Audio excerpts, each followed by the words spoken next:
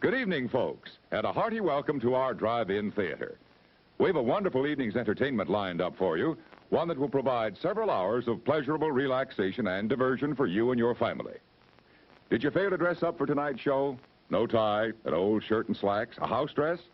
Well, don't give it a thought. We're glad you came as you are. We just want you to enjoy yourselves.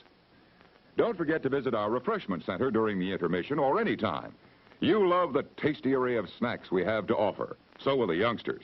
Everything is quality and so good. We hope you'll make this a weekly visit. Bring the family. Bring your friends. There are always wonderful new pictures to see, delightful snacks to nibble, a gay, pleasant evening for all. Oh, a word of caution. Don't drive over 10 miles an hour in the theater area for your safety's sake. And Mom or Pop, go with the kids when they leave the car. We hope you have a wonderful time. Come back soon. It's 4 minutes till showtime. Hey, fellas, don't fight over that hot dog. There's plenty for everyone. Big, plump, and juicy, wrapped in an oven-fresh bun. Add mustard, relish, ketchup, and go to work. Yes, the hot dogs at our refreshment center are the best you'll find anywhere. Everybody agrees on that.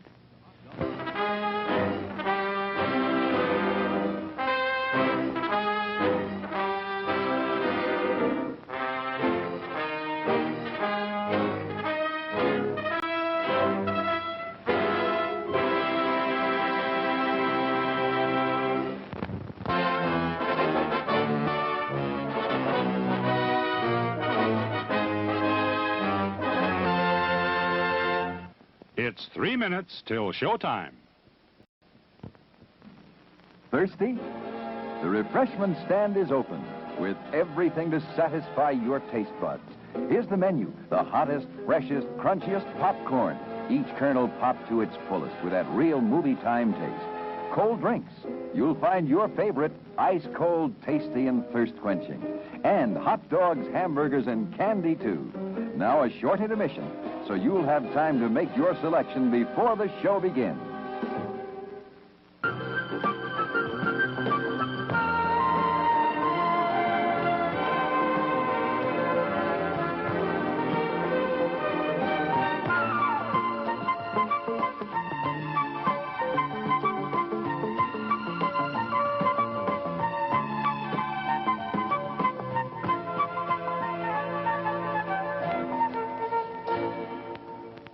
It's 2 minutes till showtime.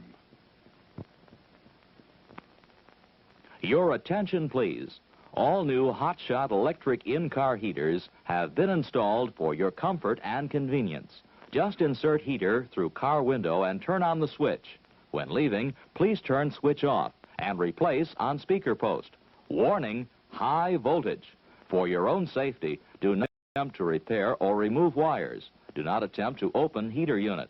If you need assistance, please notify the theater box office or concession manager. Top quality hamburgers, the most popular snack in the country. We serve them plain or garnished to your taste. There are words men live by, words of strength, of wisdom, and of peace. We urge you to find the spiritual comfort and guidance we all so greatly need by attending your place of worship regularly.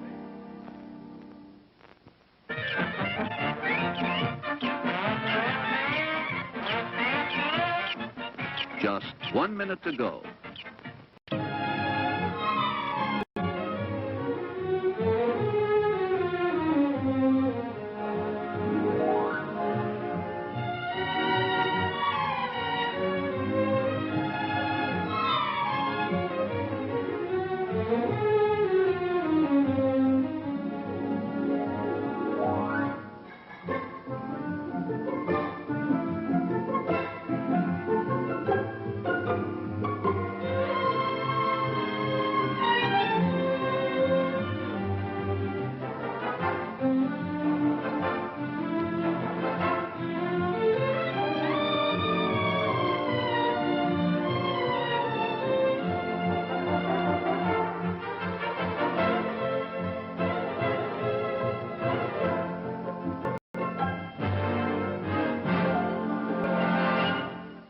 And now, on with the show.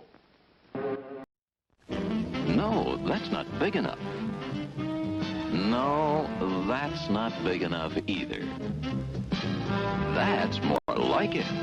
We're delighted to have you with us, and we extend a cordial welcome to you.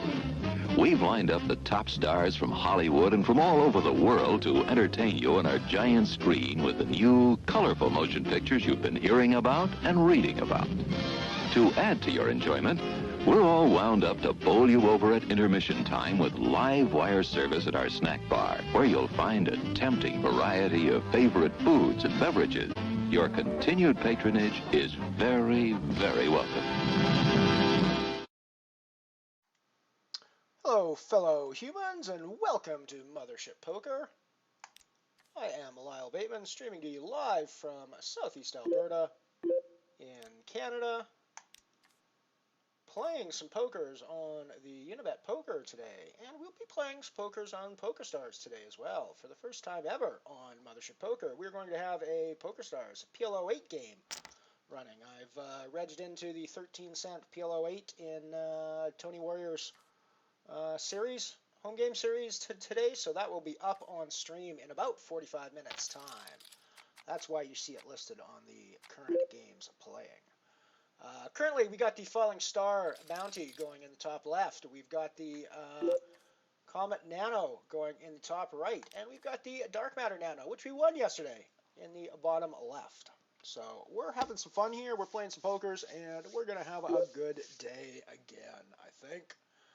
Falling Star has not gone great for us lately, but today so far it's been pretty slow. We have not been able to really put anything together there.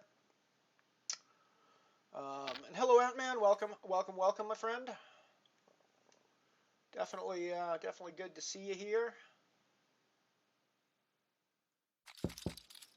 Looks like Addy is doing what Ian did a couple of weeks ago and leaving messages on my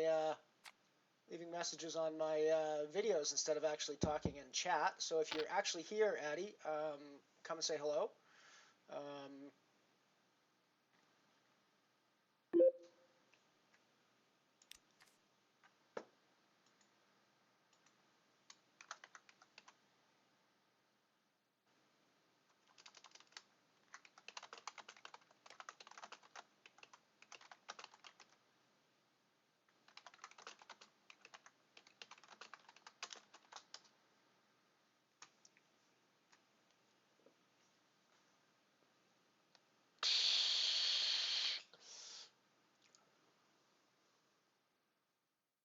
So we got some good stuff going on. It's gonna be a fun day. I was gonna do some Twitter love, so let's do that.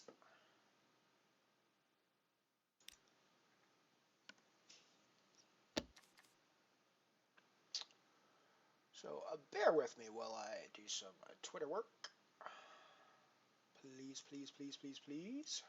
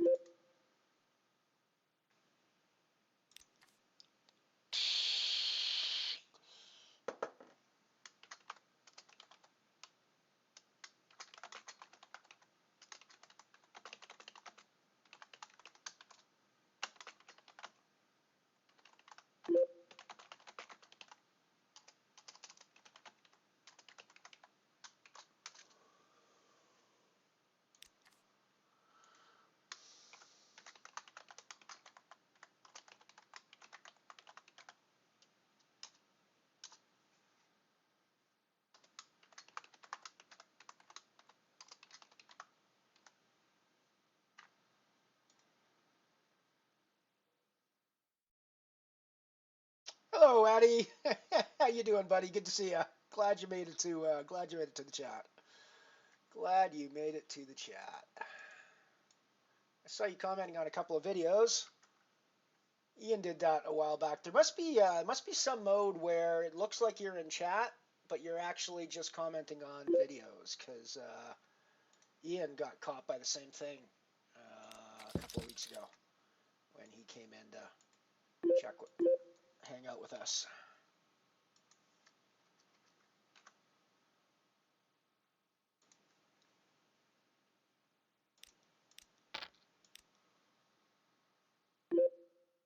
Alrighty, we've done some Twitter fun. Hey, Nate, how you doing, buddy? How you doing? Good to see you. Good to see you. Good to see everybody hanging out here as always. Oh, we got some. I got some freezage happening on my. There we go. We're back. We're back.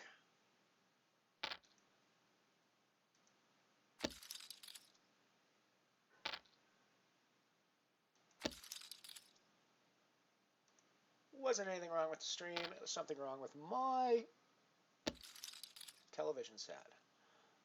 We got a pair of aces in the falling star. This is a chance to actually build our stack up. Hopefully it doesn't like fool around to us. There we go. That's what we were looking for. He's going to call us off. He's got a big stack. He's looking for a booty. He's going to call us off. No question when we shove here. So we got a pretty good spot here, I think. Just going to Hollywood for a couple of seconds because I wanted to think that I've got a decision here and that maybe I'm shoving something light to try to get it away from him. I 100% want the call here, obviously. Bankage! Alrighty, so we double up in the falling star, get us back to a little bit over start stack, which is nice. Oh, aces followed by aces. Aces followed by aces. I mean, what are you gonna do?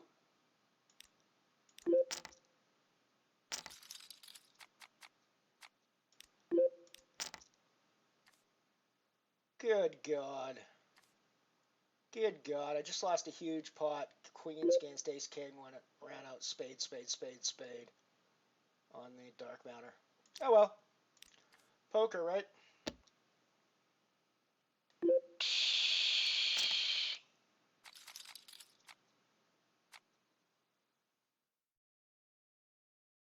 Alrighty, so we get two quick double ups in the falling star to build ourselves a double plus stack, and we get aces and sevens in the falling star. It's been a fairly good run for us so far today, I think.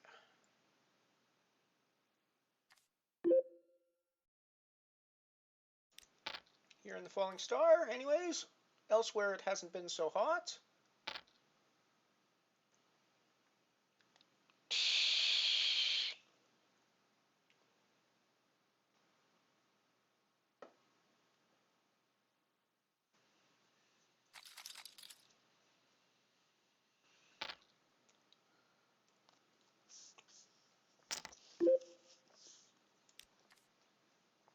Yeah, it's okay, guys. I don't have aces this time. I only had sevens this time. I think I'm calling off my life here in the falling star, or in the dark matter bounty. Dark matter, it's not the bounty, but dark matter nano. Ace king. Bankage, we hold and pull up chips. Nice. Gives us back a bit of the stack that we just lost. Queens and ace king.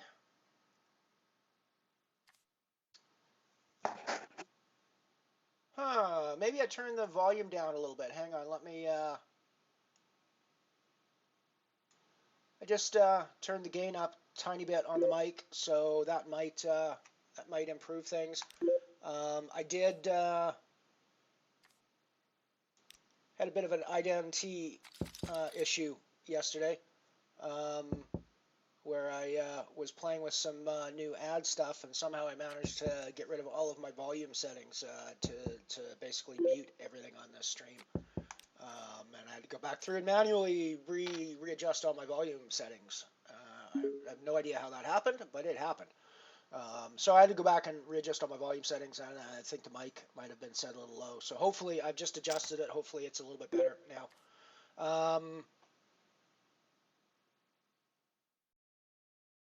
So we're gonna head off to a break. I've cut some new ads content for you guys today. So let's go have a look at some of it. some of that. I mean, obviously, it's never new content because, you know, there is no such thing as new content with what I like to do. But here we go. Enjoy. We'll be back after these commercial messages. Things are booming at your Chevrolet dealers. He's delivering so many new Chevrolets and Corvairs that his OK used car lot is getting swamped with trade-ins. You name it, he probably has it. Sedans, hardtops, trucks, foreign cars, station wagons, and convertibles. All makes, all models. And this big volume means a big bargain for you, because these cars have to be sold now to make room for others coming in. Even more important than the low prices is this. These are not merely used cars, they're OK use cars with plenty of good use still in them. So for a good use car, head for your Chevrolet dealer's exclusive OK use car lot.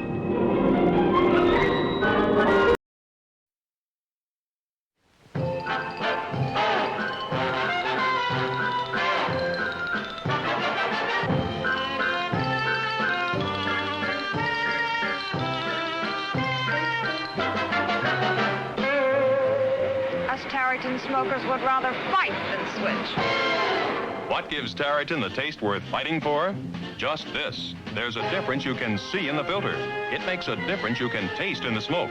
Look, Tareyton has a white outer filter and an inner filter of activated charcoal. Fine granules of activated charcoal in pure cellulose. And the charcoal filter works with the white filter to actually improve the flavor of Tareyton's fine tobaccos. Yes, there's a difference you can see in the filter. It makes a difference you can taste in the smoke. So get the charcoal filter with a taste worth fighting for. Join the unswitchables. Smoke Tareyton. Us Tareyton smokers would rather fight than switch. Tareyton from the American Tobacco Company. Say, listen to this one-man band. He plays by foot, by mouth, by hand. His music is a poor excuse. It's corn mixed up with lemon juice. That's 'cause this guy must play along his violin and saxophone. But if you want good harmony, takes more than one, takes two or three. Like this, like Benny Goodman, Teddy Wilson,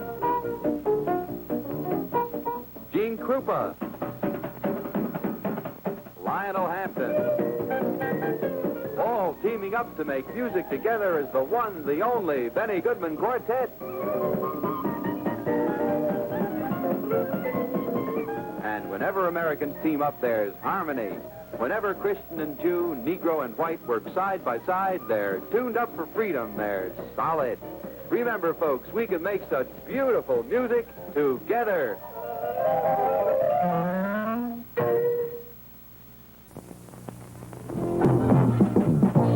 He may look like Mr. Macho, but he's really Mr. Nice Guy. He's Tom Selleck, star of the new Private Eye series, Magnum P.I. And he just might be the Clark Gable of the 80s. Meet Tom Selleck in this week's TV Guide. Next week, Ozzie and Harriet will be brought to you by Eastman Kodak Company.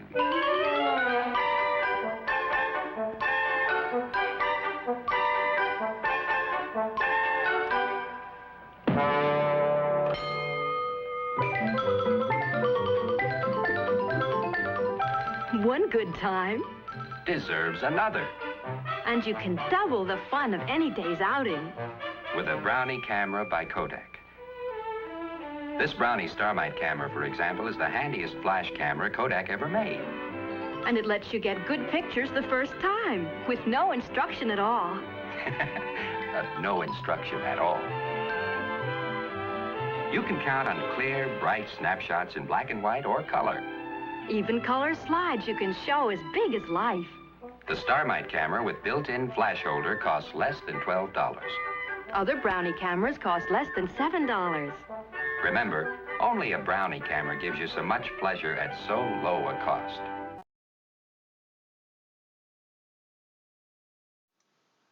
Alrighty, we are back once again.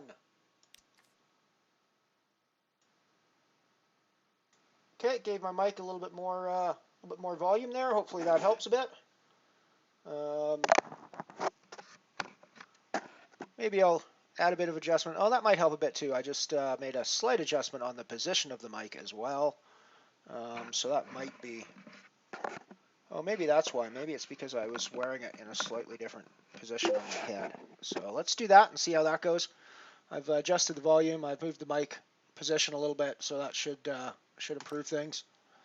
I do understand one of the things I might have to improve in my setup is my voice headset thing. This is a pretty cheap headset, all told, but it's been doing the job for me for quite a while, so I don't like to replace things when they're working for me.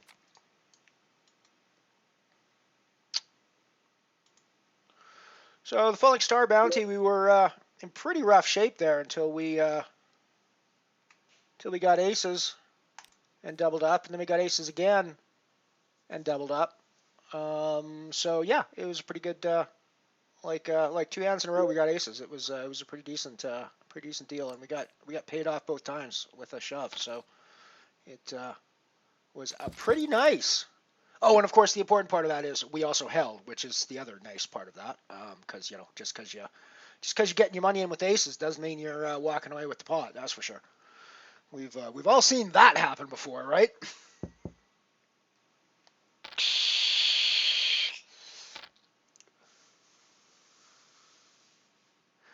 It's a big day locally for me in Alberta. Today we're having our provincial election today for the premier of our province and our provincial leadership. If you don't know anything about Canada's structure, we are made of 10 provinces and 3 territories, which all have quasi-independent legislative control. It's a hard word to say. Legislative control of certain aspects of certain jurisdictions, while the federal government in Ottawa has jurisdiction over other aspects of our lives. There's also a civic level in Canada that is the city governments, which is by law nonpartisan at the city level. Provincial and federal levels are partisan politics.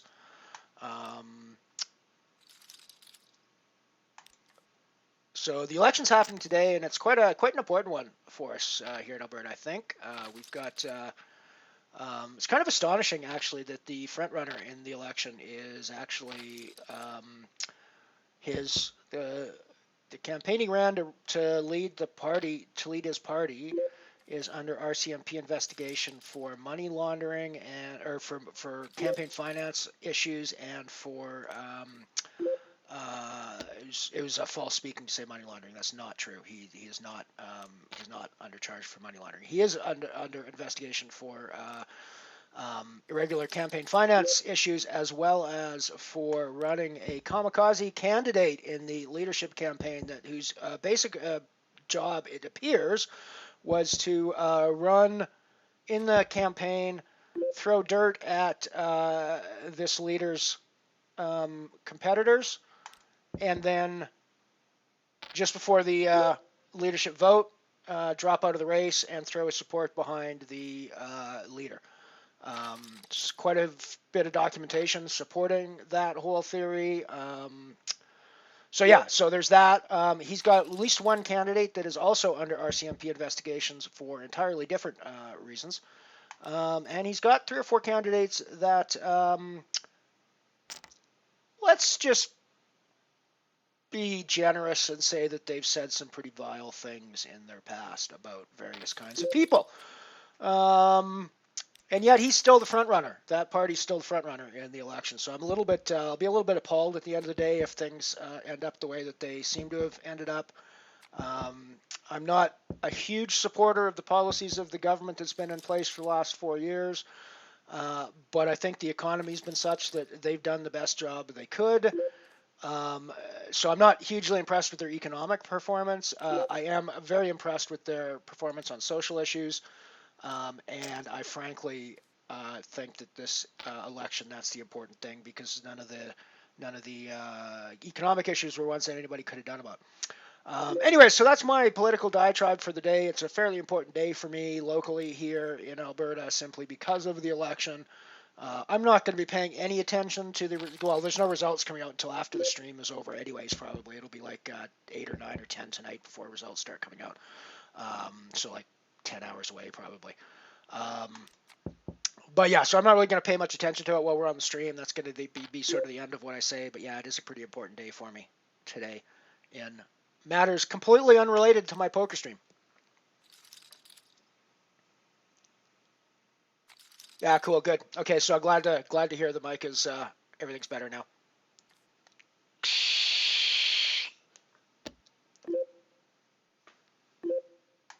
It's one of the reasons why I don't want to go to a desktop mic. I found the same thing when I was doing stand-up comedy. I couldn't work with the mic on the mic stand doing stand-up comedy. We got a pair of kings coming in the comment now, and I was going to be playing that fairly aggressively. I had to pull the mic out of the mic stand, hold it in my hand, and talk like this for my comedy sets, simply because I had I'm moving around all the time, and you guys see me in my chair back and forth and everything, and I'm moving all the time. So in order to make sure, I need the mic positioned in a way that moves with my head. When I'm on a comedy stage, I can hold the mic and I can move pretty easily with my hand like that, but that's not a terribly great option.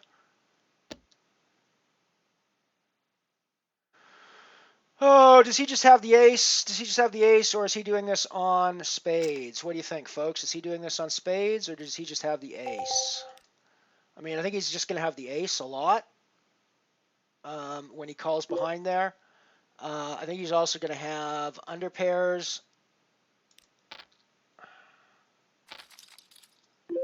That's a loose call. Yeah, he just has the ace. Of course he does. So we're done in the comment nano.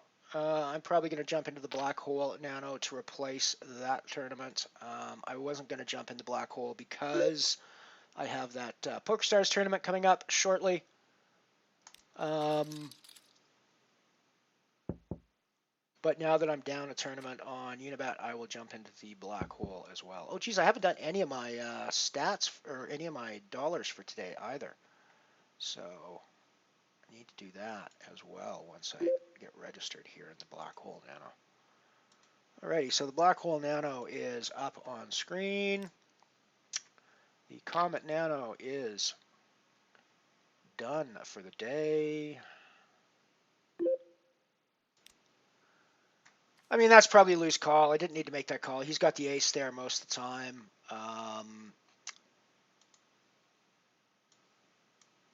But I also think he does that on spades often enough that it's not the worst call in the world. But it is a very loose call, and he's going to be beating me with spades there most of the time, I think, now that I'm thinking back on it.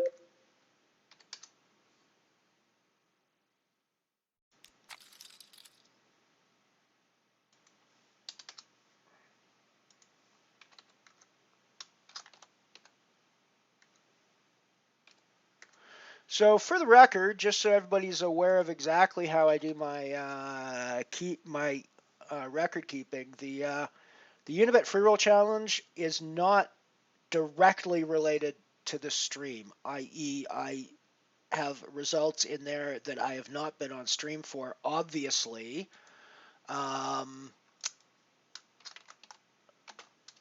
Because I don't stream every day, and I play most days.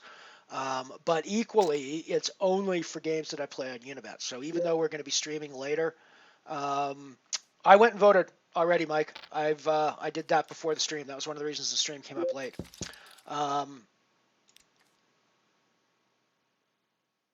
So I will not be entering any information about the PL08 from PokerStars in my bankroll tracker because it's not related to the Unibet Free Roll Challenge, if that makes sense.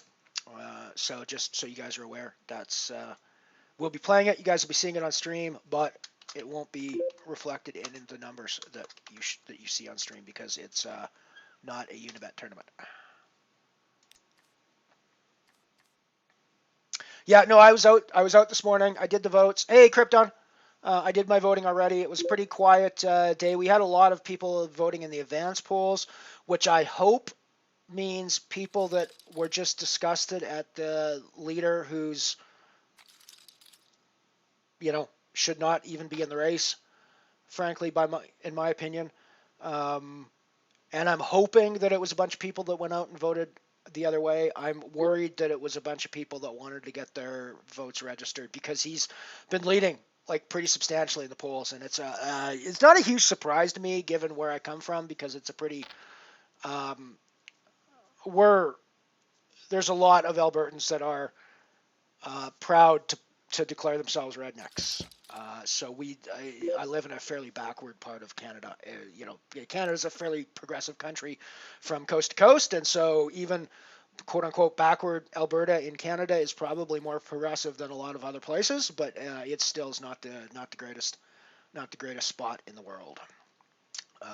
It's not the greatest spot in Canada as far as progressivism is concerned. We're not called Texas of the North for nothing, folks. That's really good. It's not just about oil and ranching when people call us the Texas of the North. There's a lot of other things that play into that. A lot of other things that play into that as well.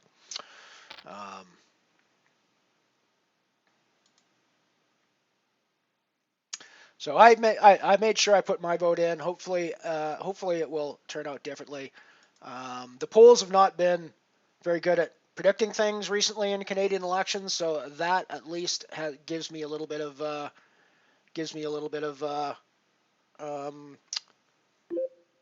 hope.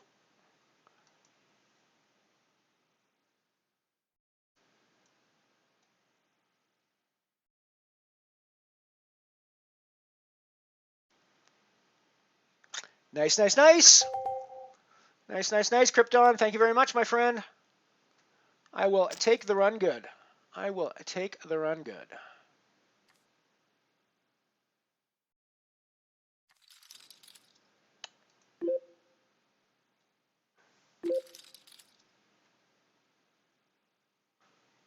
Alrighty, I hope nothing's going on with the stream for you guys because I am unable to view on any of my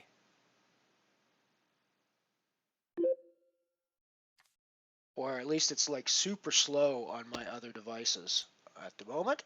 So the weird thing is it looks like my OBS is performing just fine and not dropping any frames and still streaming. So I think we might be okay.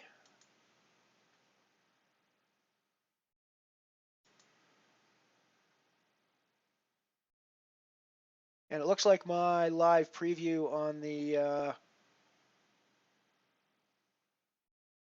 on my dashboard is running all right as well. So yeah, looks like it's okay. Looks like it's just my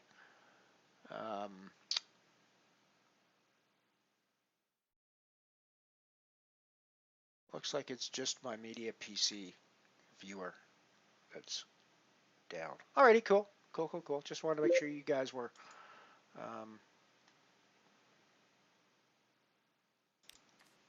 just wanted to make sure you guys were getting a good feed through. I hope you are.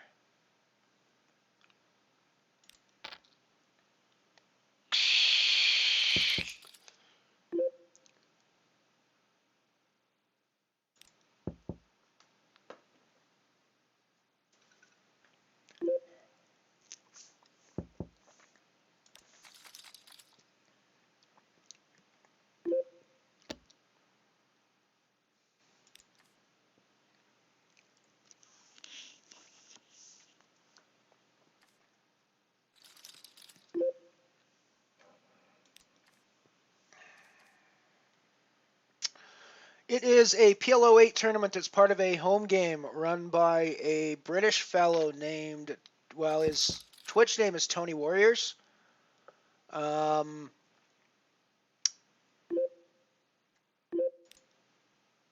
hang on a sec here.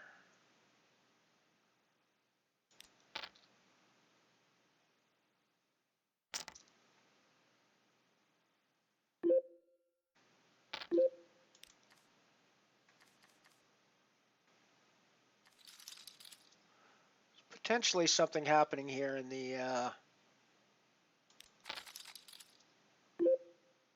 black hole nano.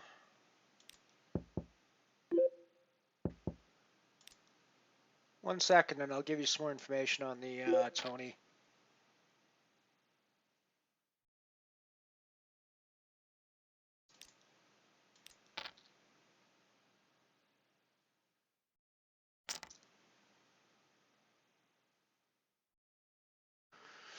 There's no reason free money has to have a jack here, nor is there any reason why Zolker has to have a jack here.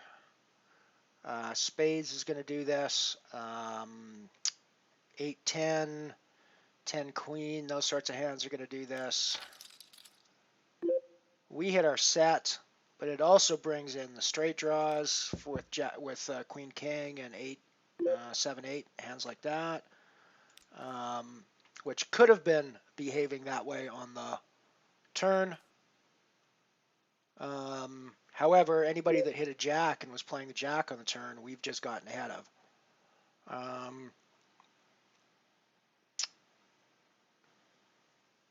This might just be a early rebuy day in the black hole for us. We hit our set. I know there's a straight out there, but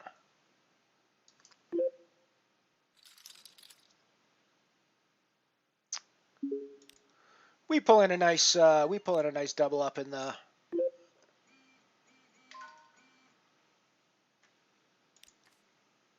or triple up almost in the black hole.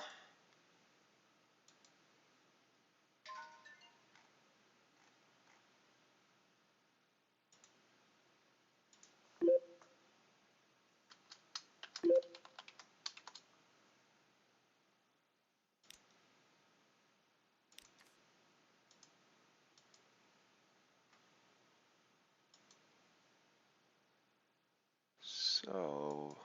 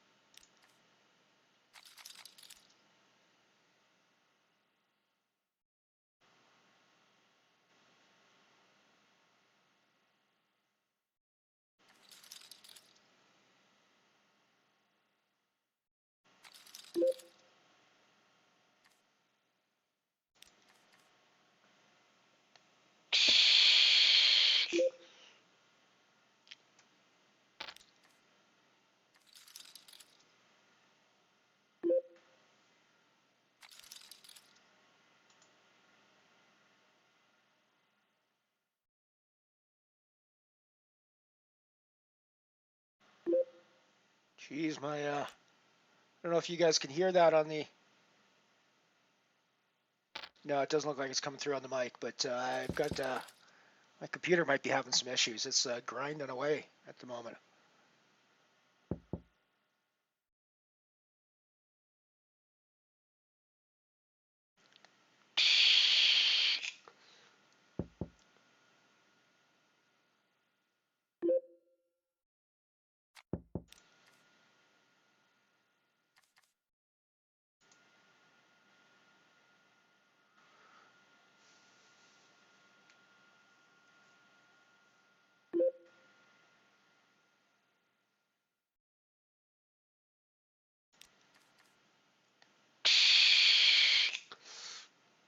Oh, shoot, that's not the Comet Nano anymore. That's the Blackwell Nano. I need to change my titles there. Need to change my titles. Need to change my titles. Now the black hole, one bullet.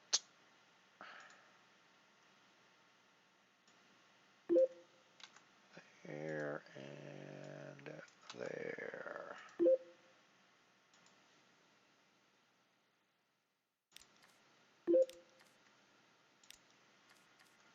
That's better. That's got the titles right now.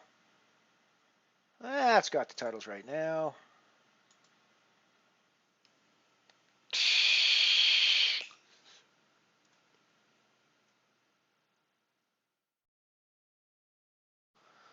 think I need to reset my internet router after today's stream. Seems like it's a little bit jerky.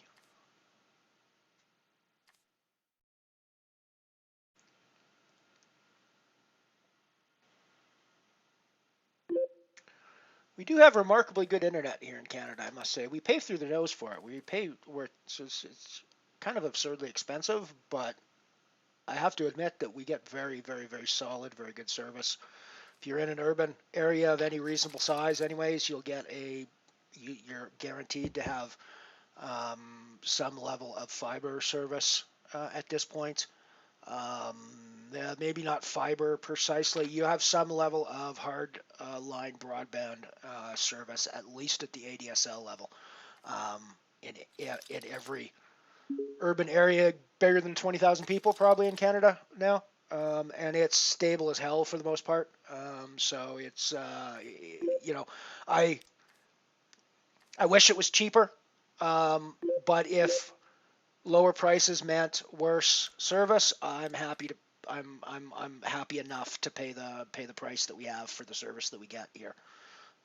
It is really, really, really solid. I mean, you've seen with me, I don't have nearly the same problems that Ian has when he tries to stream. I mean, it's not every stream, but a reasonable percentage of the time he has issues where he craps out in the middle of a stream because of his internet or some other weird problem. I don't think that's ever happened to me here. It probably will at some point. We have weather-related issues and things like that, and the internet does crash, but it's remarkably stable, all things considered. Life's getting pretty desperate for us in the Dark Matter Nano. We are down to less than 10 big blinds, and we are putting all of our money in the middle with King 6 from the small blind. We're suited, though, so, that's a bonus. We get there, we hold, and we are also about to put all of our money in the middle. Well, not all of our money, obviously, but we're gonna call off this shove.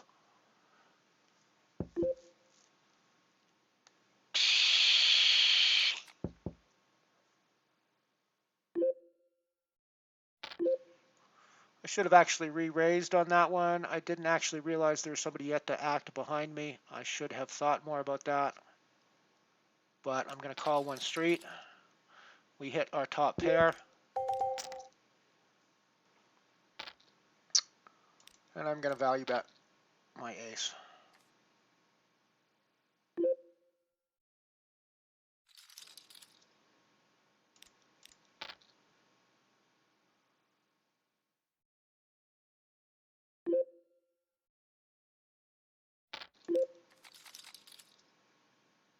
Oh, Oh, dirty, dirty, dirty. We get there again on the dark matter table.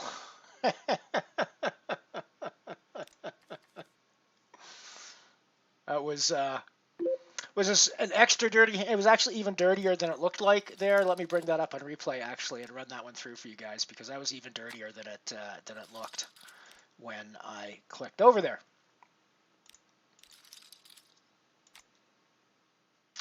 I played it really badly as part of the problem with that. That's why it was so dirty.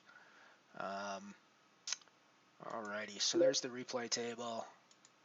So I'm on the button. I get dealt ace queen. I've just basically doubled against ARS 8 dude there with a really weird situation. So that's where we get to in this hand. Okay. Well, actually, let's go back and do that hand first because that was a weird spot. It was it wasn't really a crazy thing, but we get folded to us in the small blind. We got like less than 10 big blinds.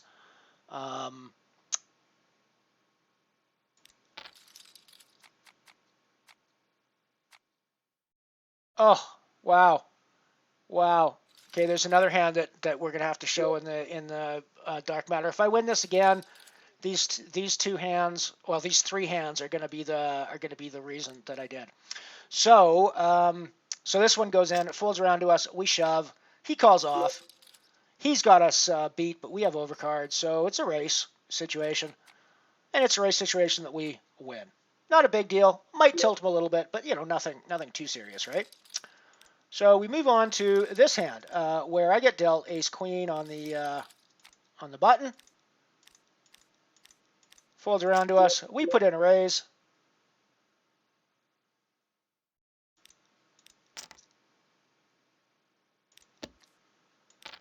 He makes the call. Flop comes king high. Two clubs. So I figure I'm going to shove here with my ace of clubs and my ace high, under the assumption that he doesn't have a king and that he's not going to call us with anything other than a king or two clubs potentially. He does call us, however, with a pair of fours once again. He likes his fours, I guess. We run out to an ace on the river, and we get there against him. So that's probably a little bit annoying for him because it's one of those situations where you where you think you're making a good call on the flop and you just don't get there. I mean, we got a lot of outs to get there. The ace or the queen gets us there. Once the 10 comes, we also got the jack. So I mean, we got lots of outs. It's not like it's a super bad beat or anything. But yeah. So then we move along. We folded our ace-7 there. Then we get along to this other ace-queen. Ace-queen's working out well for us today. So we're in the hijack spot. There's a raise in front of us. We should put in a 4x raise here. We only put in a 3x raise instead. Our buddy that likes to play with fours obviously doesn't have a pair of fours this time because he folds. We got a shove from here. We got another shove from bingo. And I figure my ace-queen is probably not in terrible shape at this point. And I've got a reasonably decent stack, and I'm feeling like things are going well for me. Hello, Archibald. Feel like things are going well for me. So I make the call. And we're in a pretty rough shape against kings and jacks, folks. It's looking pretty ugly for us. But once again, Barry comes through for us on the river, folks. Barry comes through for us on the river. And we have a massive stack now in the Dark Matter Nano. Once again, we are second of 11 chips after a fairly absurd run of cards for us.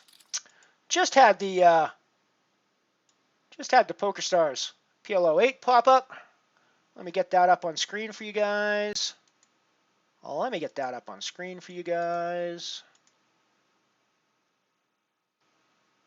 Oh yeah. Oh yeah, there we go.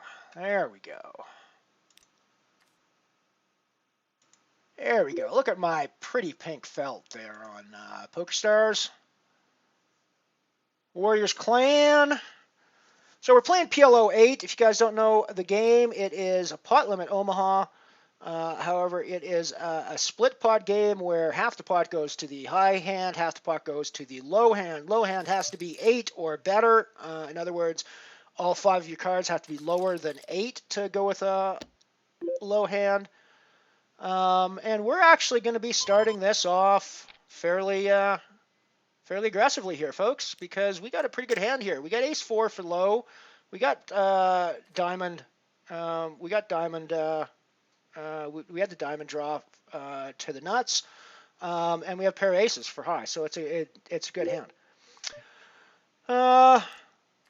So this is another hand that we're going to play a little bit aggressively. We've got the nut low, ace deuce, nut low pre-flop, obviously. There's lots of ways that can change post-flop, but at the moment we are running with the nut low. So that's one way that it can change post-flop. When we pair our ace, we have a relatively weak high hand in a pair of aces. Which is relatively weak post-flop, and we have a relatively and our low draw, which is ace deuce, has just basically been crippled because we've paired one of our nut low cards. So we just fold at this point because we're probably not in very good shape.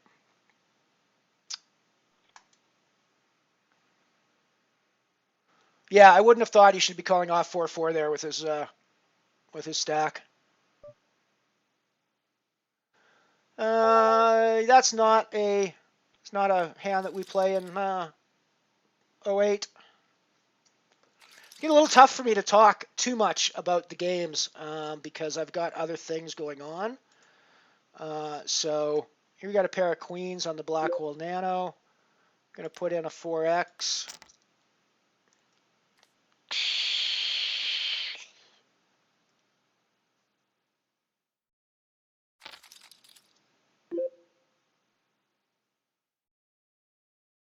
Going to keep value betting.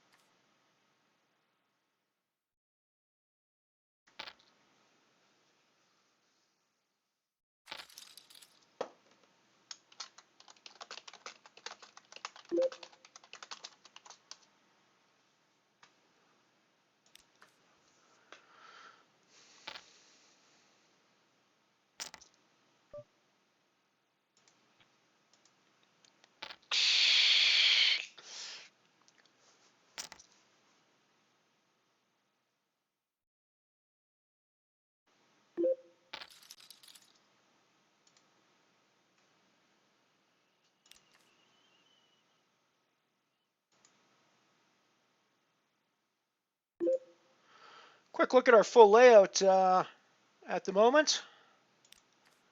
We got the falling star bounty in the top left, where we're running low on chips. We're going to need to do something here pretty quick, but we are fairly close to the money. We got the black hole nano top right. We got the dark matter nano bottom left, and we got a cool little PLO 8 game happening, 13-cent home game with the Warriors Clan, Tony Warriors. So we got 6s full of 7s now. A 9 or another 6 is the only thing that hurts us. There will be no low on that because there is no way to get 5 low cards lower than 8 with 2 from your hand and 3 from the board in that case. So only a high pot was given away on that hand.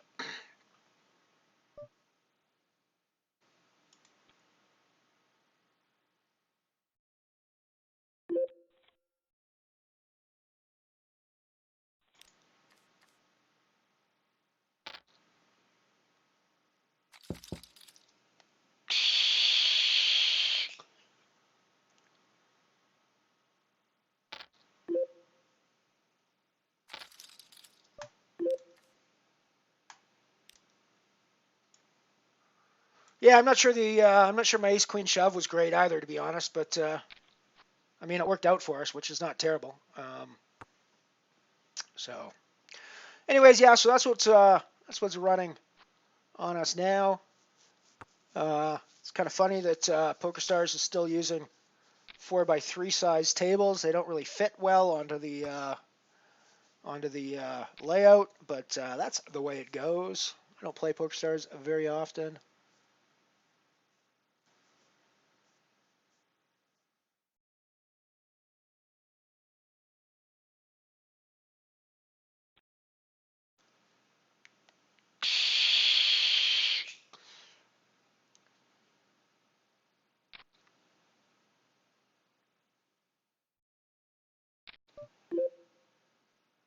Yeah, I mean, I think I do when I overshove there. I think I do look like I'm on. Yeah, so this is actually a pretty interesting PLO 8 hand. We're gonna see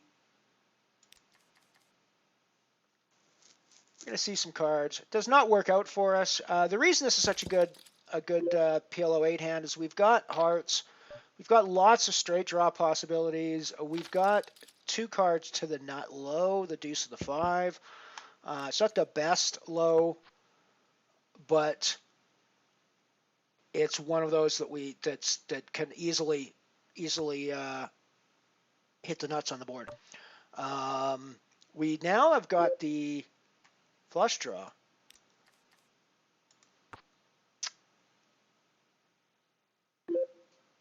So we basically got nothing of value here, queens and eights, which is almost never going to win us. So we're just going to check behind. We could bluff here for sure, but I don't think we're going to get it through, and I think we'll just check behind. And like I say, I was pretty sure we were going to lose there.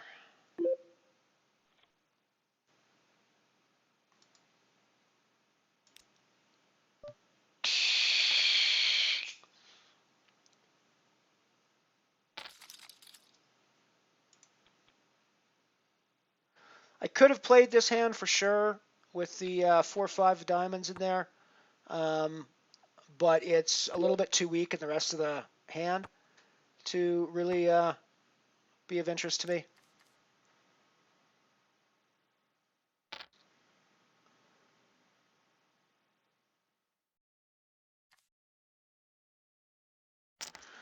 Yeah, poker's pretty gross at times. It's you got to be able to. One of the things, probably it's funny. People think that one of the hardest things of poker is learning how to, learning your ranges and learning all that, and that's hard. I mean, it's definitely hard to know what to do in any given spot. I think the hardest part of poker is learning how to lose gracefully. Learning that there are times when you have done everything you could possibly do to win, and it doesn't go your way. You just have to get up from the table with a smile, walk away, and say it's going to go my way next time, because that's just the way poker is. There's very few other games or activities where cashing 20% of the time is considered a success. I mean, finishing in the top spots, quote unquote.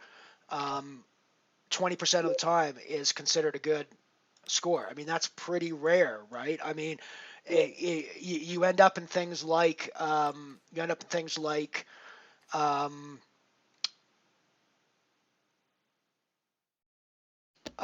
like hitting in baseball. If a guy hits 200, that's not terrible.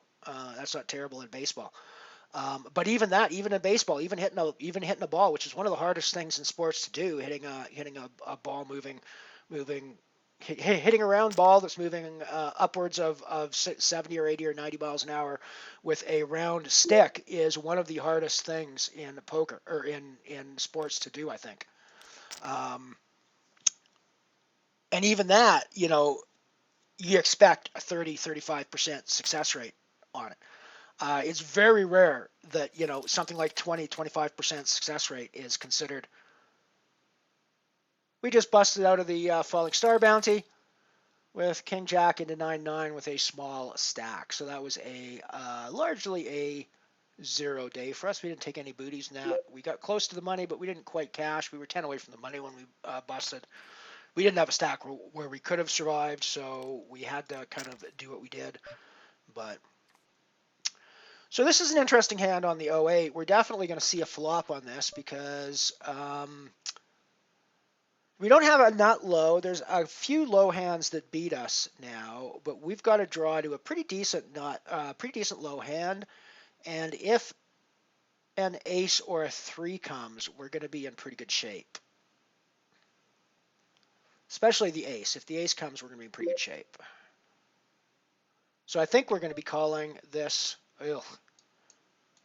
Ugh. Yeah, no, our low is just not strong enough to continue with this now, with this raise. And our high, we can't even consider our pair of sixes as a high hand in a scenario like this. So we've just got to get out of the way.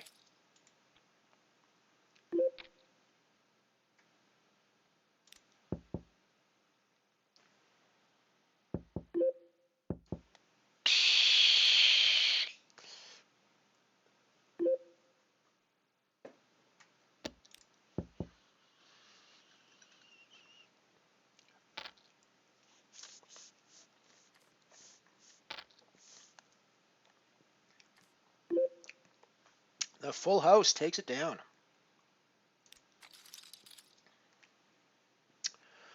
That's not a hand I'm going to be involved in a 08 scenario really ever. So we'll get away from that.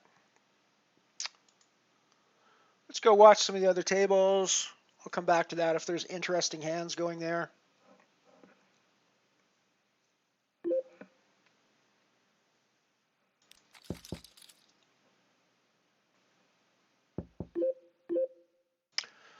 I used to play a lot of 08 back in the day when I was doing my Anything But Hold'em stream. Truthfully, though, it was not a lot of pot limit Omaha 8. It was a lot of fixed limit Omaha 8, both by itself and also in the horse and 8 game mix.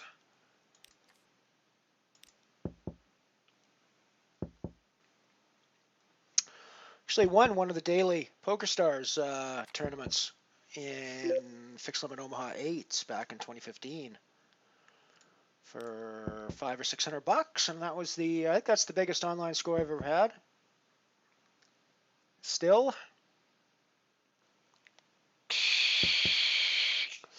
it was a $27 entry, and I won. I think it was like 500, and I think it was like 527 was I think the.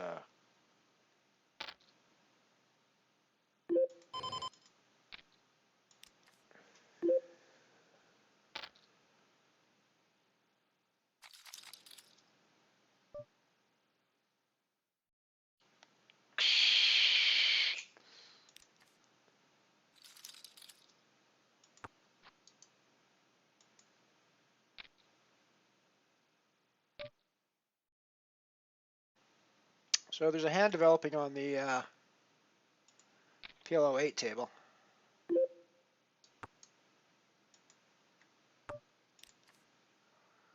So we obviously we couldn't have a low in this hand. We weren't ever playing for low. We were basically only playing our queens, and we weren't really that. Ugh, gross.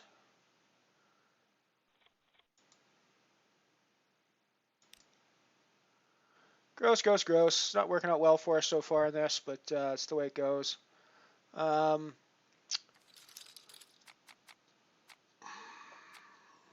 a marginal hand. I think given our stack size at the moment, we're gonna get away from it. I mean, we don't have it's not terrible. We've got like a 25 big blind stack at the moment, but the blinds go up fairly quickly on this one, so we're not going to have that for very long.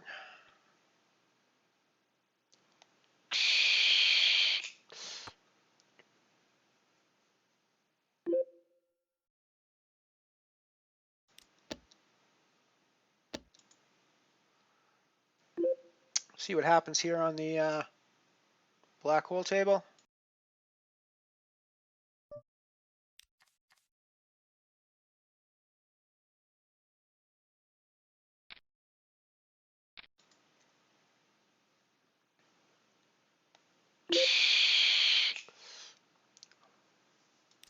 Get out of the way. We'll go back to the PLO 8 table. Oh, I was actually going to call this raise from Driezzi. God, I really want to see a flop with this 3-4-5 for low, but I just don't think I can justify the chips with this hand. I really want to see a flop with that, though. I knew we were going to be up against the 2 ace deuces. We would have flopped the straight. We would have flopped straight and the nut low. Yeah, we would have we would have scooped that pot if we'd have. That's one of the reasons why you like those sorts of hands. It's a really good wrap hand for the high straights, and it's 3 cards to the nut low, so it's definitely a strong low hand as well. So it's probably a little nitty to fold that one. Given the raise and the re-raise, I knew that I was going to be. I knew that I was drawing on both ends there because I knew that both my pre-flop that both my lows and my highs were beat when there's that much action. So I know at that point if I play that, I know it's a gamble where I'm getting it in behind, and I'm hoping that my wraps pay off for me basically at that point. My wraps and my low draws. But I sort of know that these guys are playing an ace deuce with either a pair of aces or ace kings like they were, right? So that's kind of the way that action goes. That's going to be pretty common in the Omaha, especially in 08 in that situation. So ace 3-6 is obviously a really decent low holding here, and I think we're going to be seeing some action with it.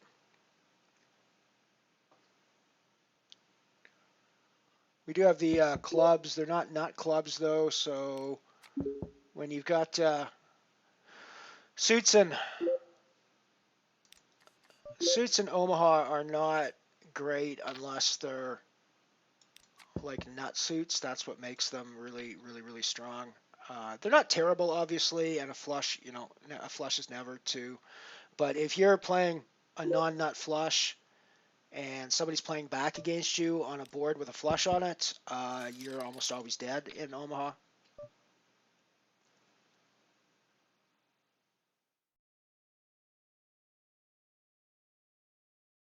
So I like my chances for low on this pot. I've got the second nut low draw at this point. I've just hit the second nut low with a very nice wrap straight draw. So I think we're going to start putting some money into this pot.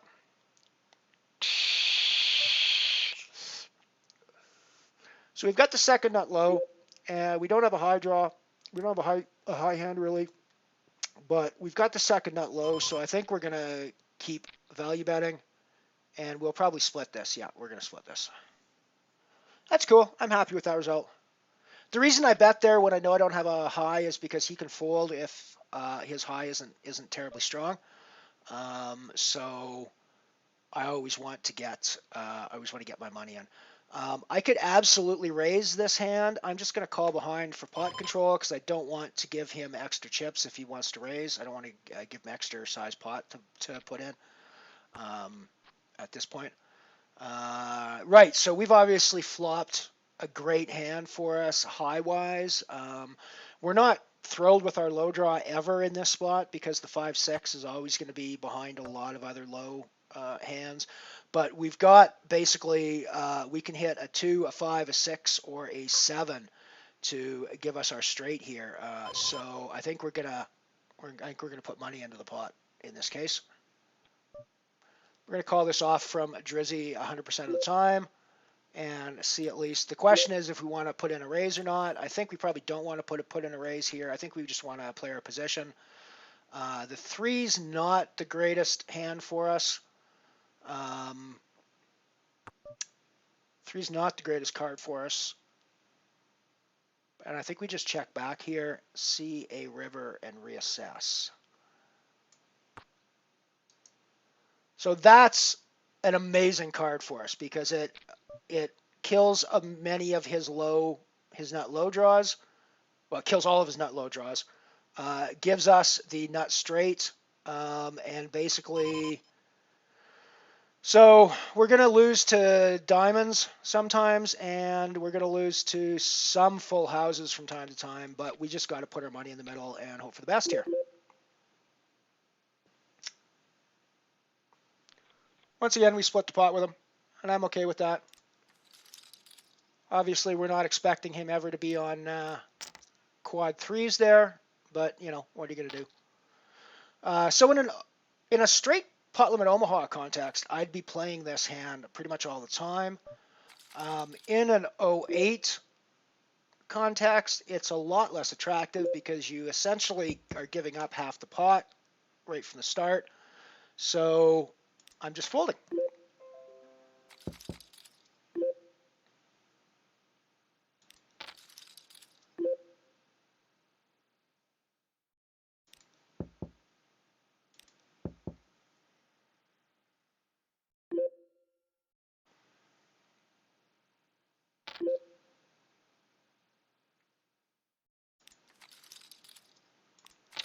Interesting hand developing on the black hole, Nano.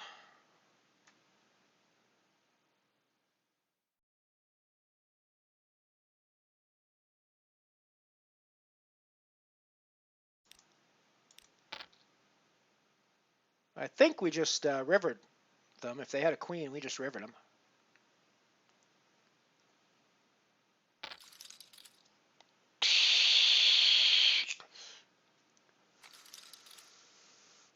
Sure enough, they had a queen. Oh no, piano, sorry. Sorry to hear that, but hello and welcome.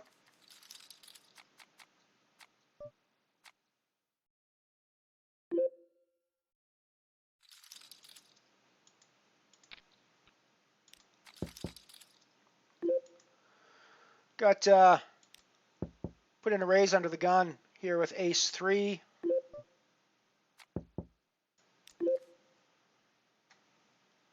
We're going to call this off, I think. See a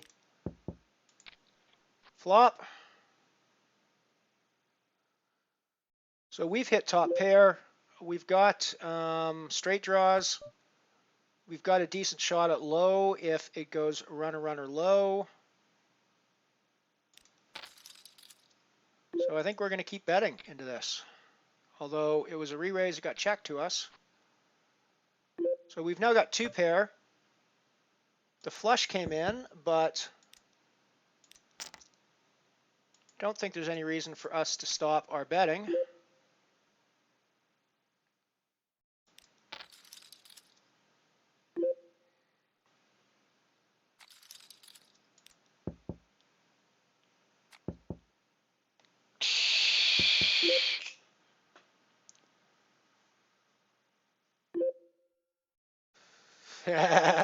Yeah, it's a little bit annoying, isn't it?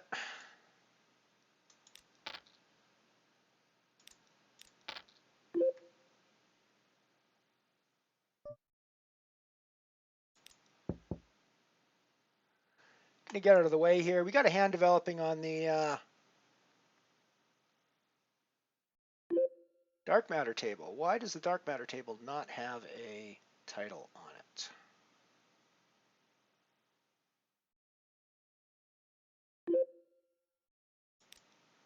Why does the dark matter table not have a title on it? Ah, that's why the dark matter table doesn't have a title on it. Now it does. Wow, I can't believe that run out. That run out was just awful. Does he just have a king?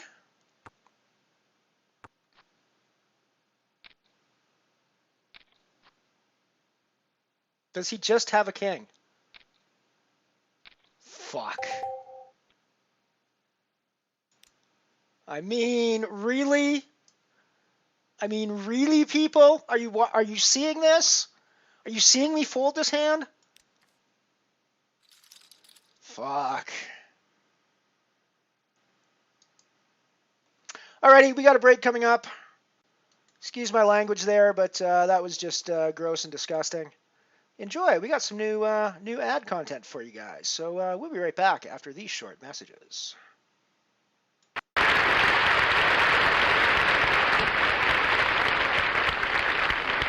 Thank you, folks.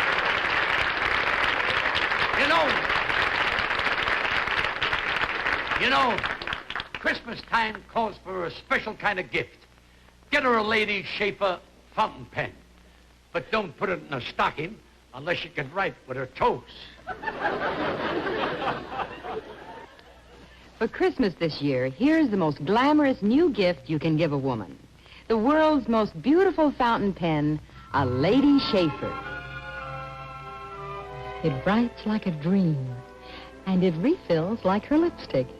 Just drop in a handy cartridge of script writing fluid, and you're ready to write ever so smoothly.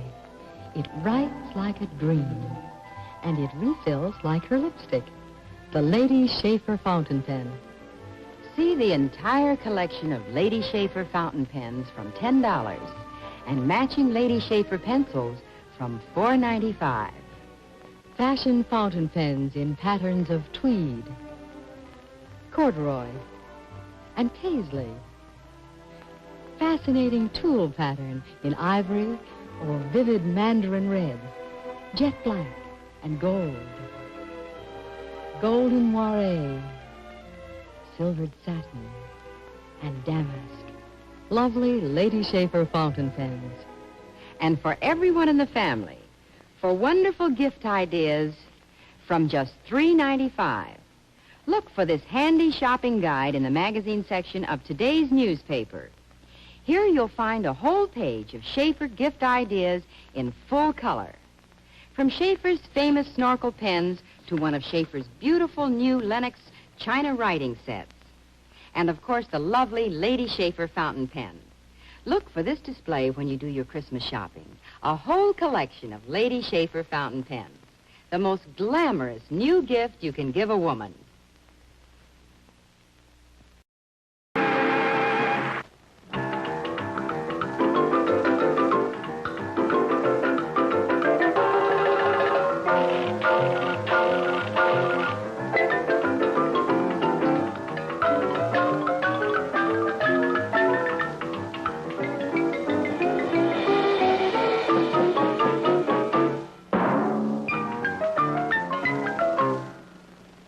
What a difference on wash day when you have a Hot Point automatic washer and dryer. Just drop dirty clothes in here and all the hard work is done for you. Your clothes get much cleaner too because Hot Point's famous agitator action and overflow rinse combine to remove all the dirt. And look, you can set Hot Point's exclusive Wonder Dial here for your regular heavy wash or turn it to light for fragile things like Orlon, nylon, and Dacron. And then, just put the damp clothes in the Hot Point dryer, and in a few minutes they're ready. Dry, fluffy, and sweet-smelling. What a work saver this dryer is. No clothes basket to lug up and downstairs, no heavy, wet wash to hang. And Hot Point offers you a big advantage over other dryers, too. You can put it anywhere, right here in the kitchen, like Harriet's. That's because Hot Point has a sealed drying chamber. No ugly, expensive vents are required to prevent lint, heat, and moisture from escaping out into the room. See this handsome matching Hot Point washer and dryer at your Hot Point dealer soon. They're reasonably priced, and like all other famous Hot Point quality appliances, are the very finest, most advanced you can own. I'm Happy Hot Point. And remember, Hot Point changes your viewpoint automatically.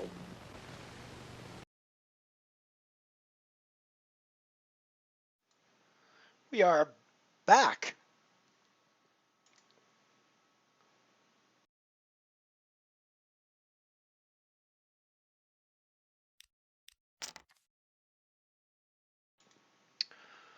Put a raise under the gun with my threes.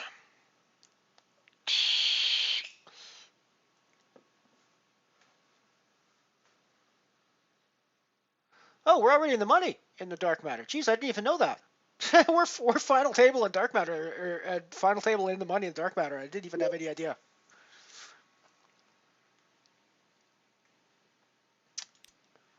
Yeah, the astonishing thing to me about those Schaefer ads is how long it's been since anybody has ever considered giving a pen as a gift. I mean, when I was in high school, I guess it was still sort of a pretty standard graduation gift thing. But even then, it was pretty. Even by then, it was a pretty old-fashioned graduation gift to give somebody a pen, a nice pen set. Um,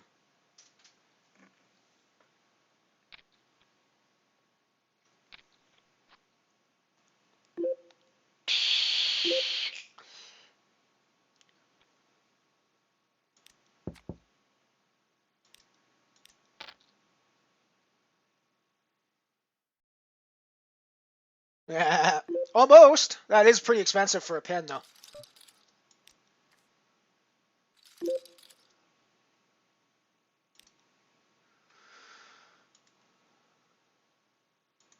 So I think I'm gonna. This is not a great low hand at all. So it's really flop dependent.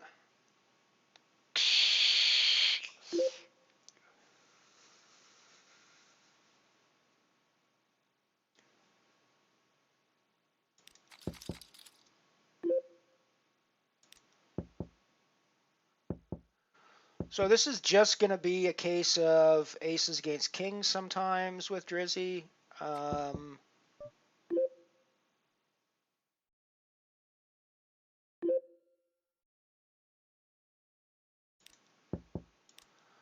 I mean, should I fold behind?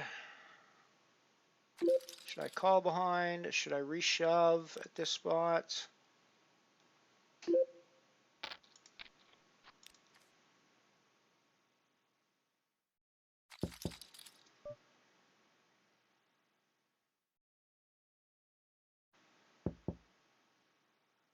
I know that looks like tons of fun, eh?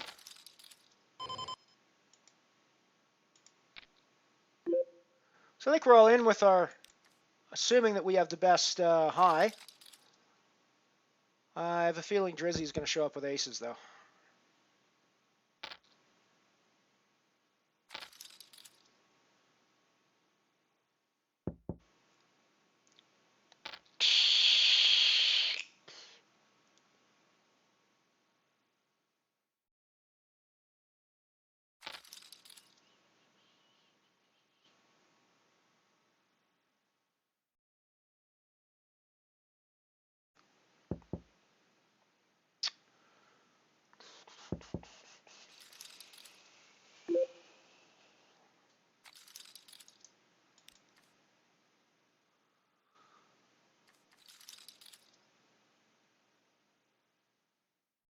Oh, oh, he hit deuces and sevens. Gross.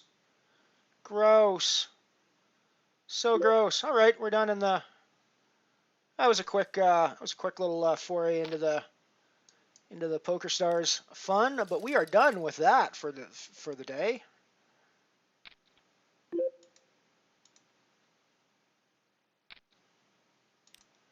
Put in a raise with my fours.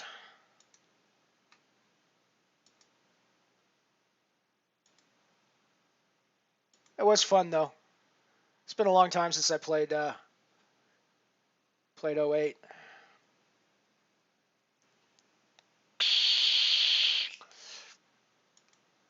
Is there any horse games coming up?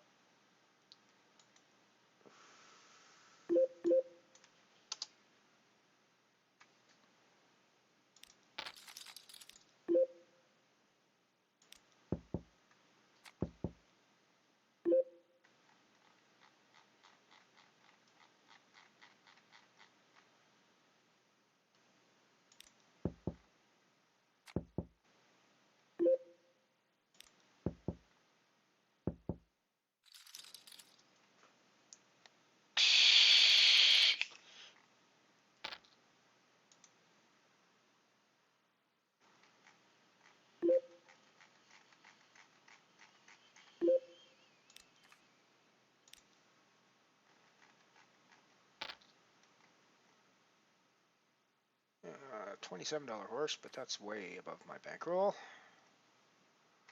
What else we got running here? Limit stud for 440. How long's that been going for? 20 minutes? 17 people in it?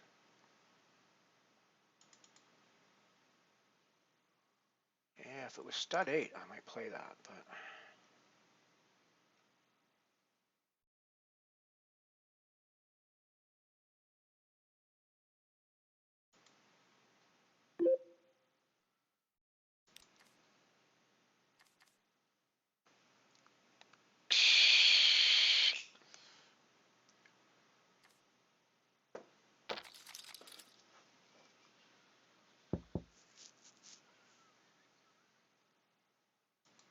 I was gonna reg in some weird mix game from Stars, but I'll just pass on it.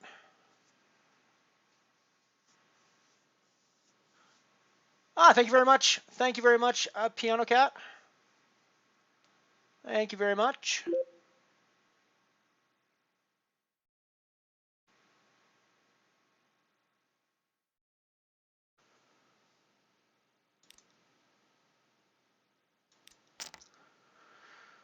Put in the raise with pair sevens on the Dark Matter Nano table, where we are 5 of 5, guaranteed 76 cents now. In the moolah once again in the Dark Matter Nano.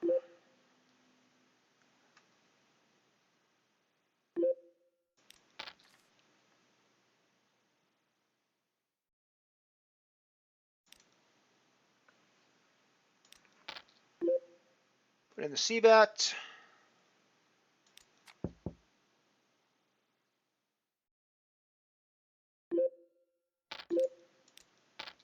And we just have to continue at this point. Wow. Wow. Wow, so gross. Alrighty, so we're 5th in the Dark Matter for 76 cents.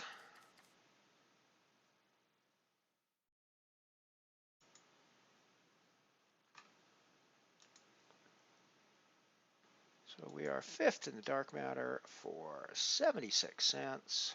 What do we got? We got 0 there. We got 0 in the Comet. We got 76 cents. We're still playing the Black Hole. Let's look for some other tournaments to reg in.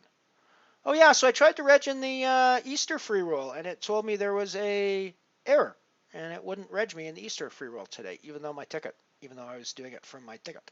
It was kind of weird, but. Alrighty, so I just brought up the Titan Nano, and I just brought up the Dwarf Star Nano as well.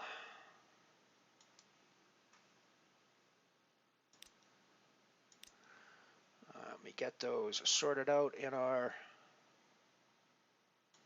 Alrighty, so PokerStars home game is done. We now have the Titan Nano running on table 1.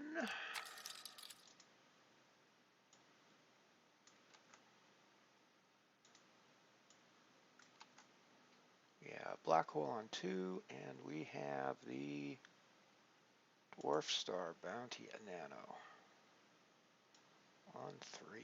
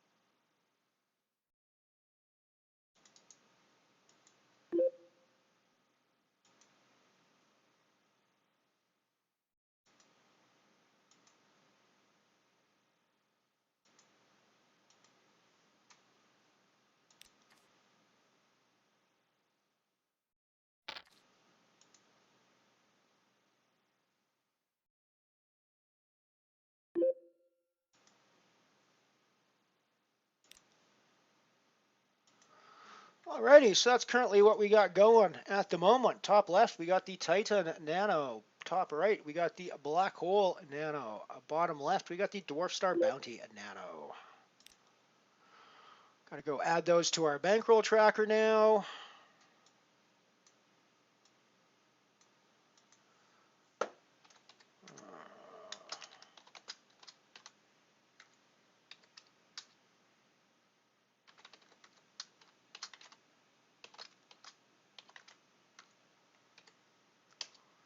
Alrighty.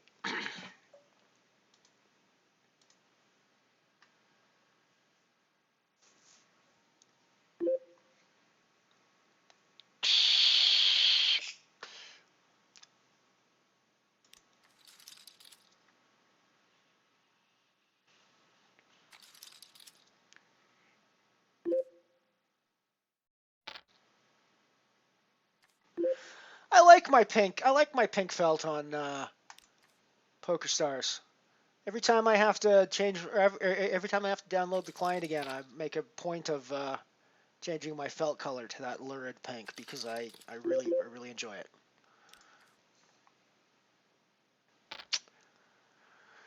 So we pick up the flush draw here on the limped.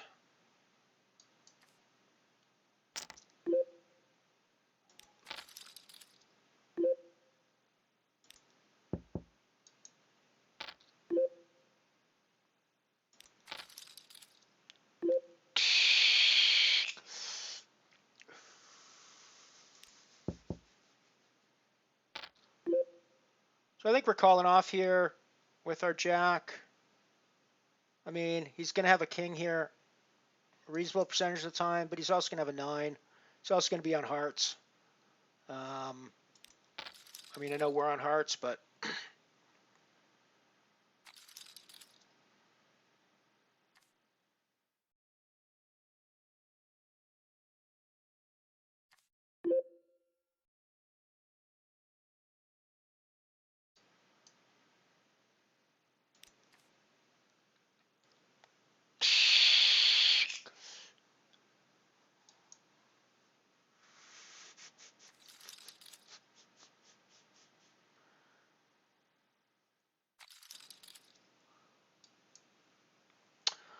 so I have a funny, very Canadian story about the color of children's icons.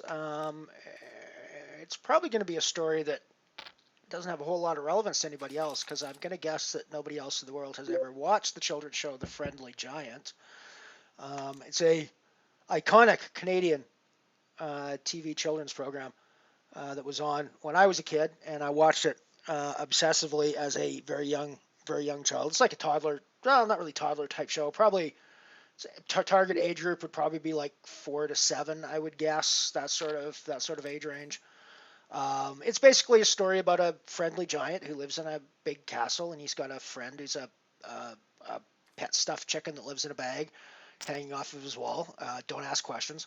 And he's got a friend giraffe, Jerome the giraffe, that comes by and hangs out, sticks his head in the high window of the castle to talk with the friendly giant.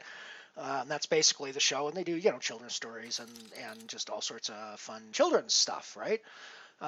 So it's the friendly giant, Rusty the chicken in the bag, and Jerome the giraffe who comes by and sticks his head in the window. And you only ever see Jerome from like the couple of feet of his neck and then his head sticking in the top of the window kind of thing. Is all you ever see of Jerome the giraffe. But he's a pretty, so as a young kid, I'm watching this show in like the early 70s. We only have a black and white TV at the time still.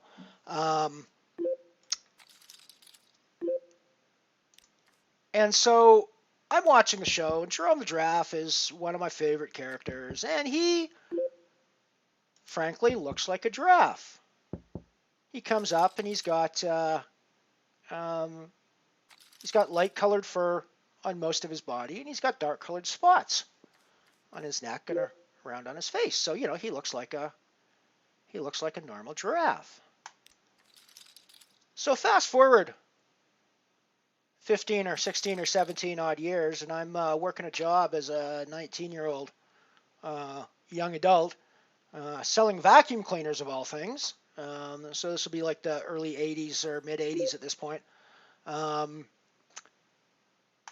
I go in for a daytime demonstration in the morning into some young mother's house.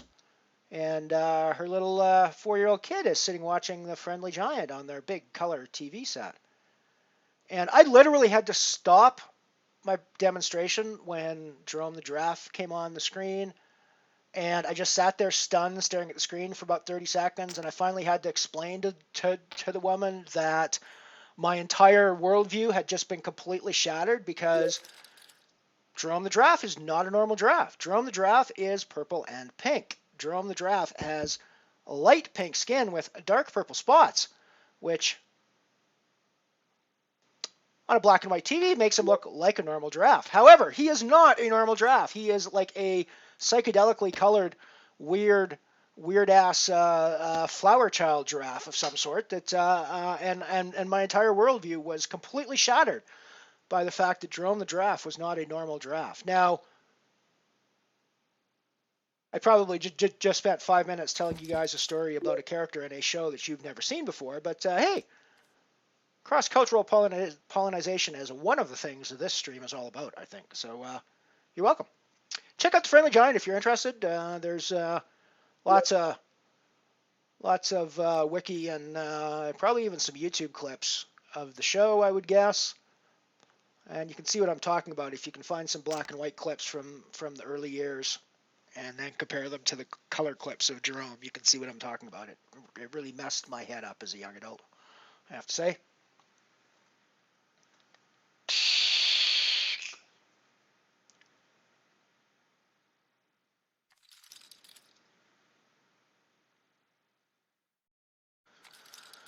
So if we're talking Sesame Street, I was not much of a Sesame Street watcher when I was a kid. My mother was very obsessive about Canadian content. Sesame Street is American content. There is a Canadian version, but she was always like, well, it's just a Canadianized American thing. So I mostly watch Canadian shows like The Friendly Giant and Mr. Dress Up are the two, which again are probably both shows that you guys have no clue what I'm talking about when I talk about them. Mr. Dress Up, totally fucked up from a modern adult perspective. Mr. Dress Up is the children's show about a single man living in a house with a young boy and a dog, and he routinely asks the young boy to go into his tickle trunk to look for costumes and things to put on. It's all very innocent. It is all very innocent, but just there's like a really, really, really dark... It's a concept that could never work in modern times, frankly. It could only work in the 1960s and 1970s. You just don't get children's shows headed by single men who live with single boys, who live with single young boys in the modern world anymore, for obvious reasons, I think. So anyways, yeah. So those are two. But if I have to talk about a Sesame Street specific character, I've always been a Snuffleupagus fan. I know Snuffleupagus is a minor character mostly in the show and only appeared in a tiny bit, but I've always been a Snuffleupagus. I've always been a Snuffleupagus guy, and I have to admit I've always been a fan of Bert and Ernie as well. I know Bert and Ernie are kind of insipid at times, but I've always been a fan of Bert and Ernie.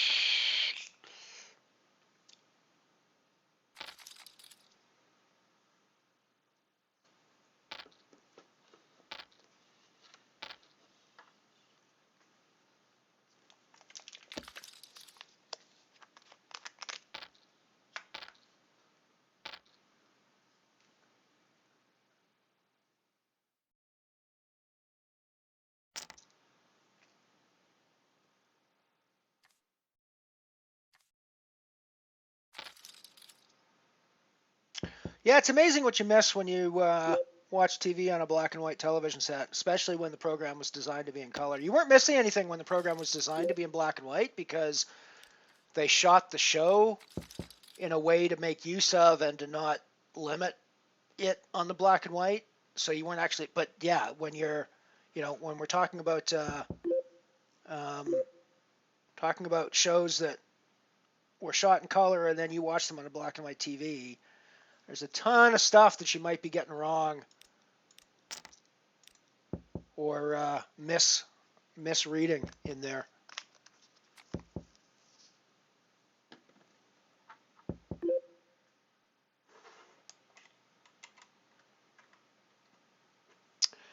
Jerome the Giraffe. I love Jerome.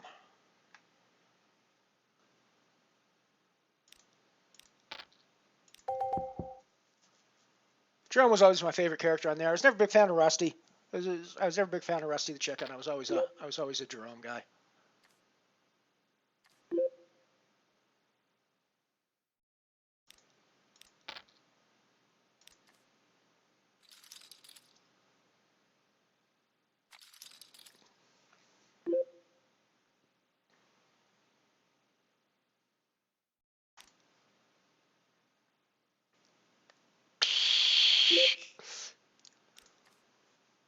Did you guys actually get Friendly Giant over in the UK, Piano Cat? Do you actually know what I'm talking about when I talk about Friendly Giant and Jerome and Rusty and all those guys?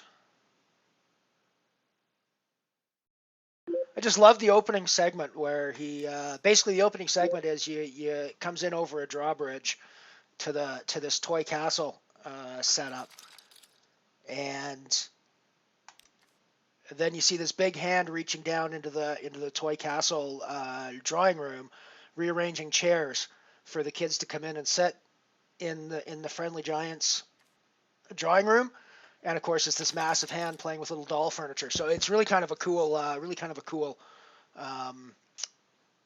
little thing. In fact, I am going to let's have a quick look at that. Let's have a quick look.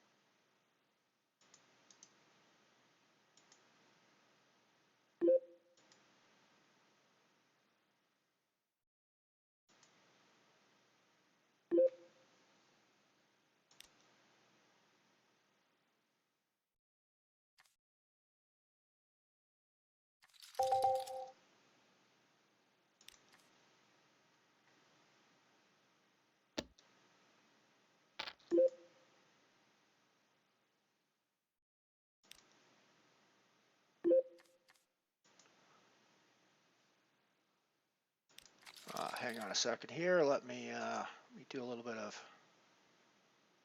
editing work on this.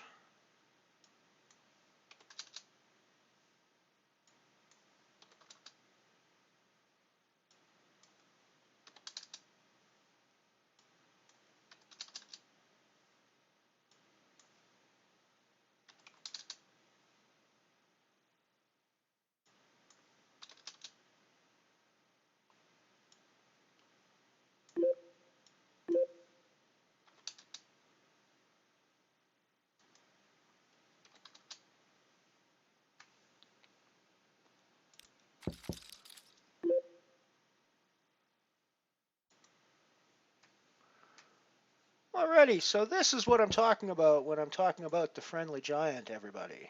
Once upon a time, not long ago and not far away, we were in the village on a nice peaceful day, birds singing, peaceful now. But later, it will be a scary place. There will be ghosts, there will be goblins and witches. You know who they'll be, all dressed up. Because today is Halloween. Tonight is Halloween. There's that big moose.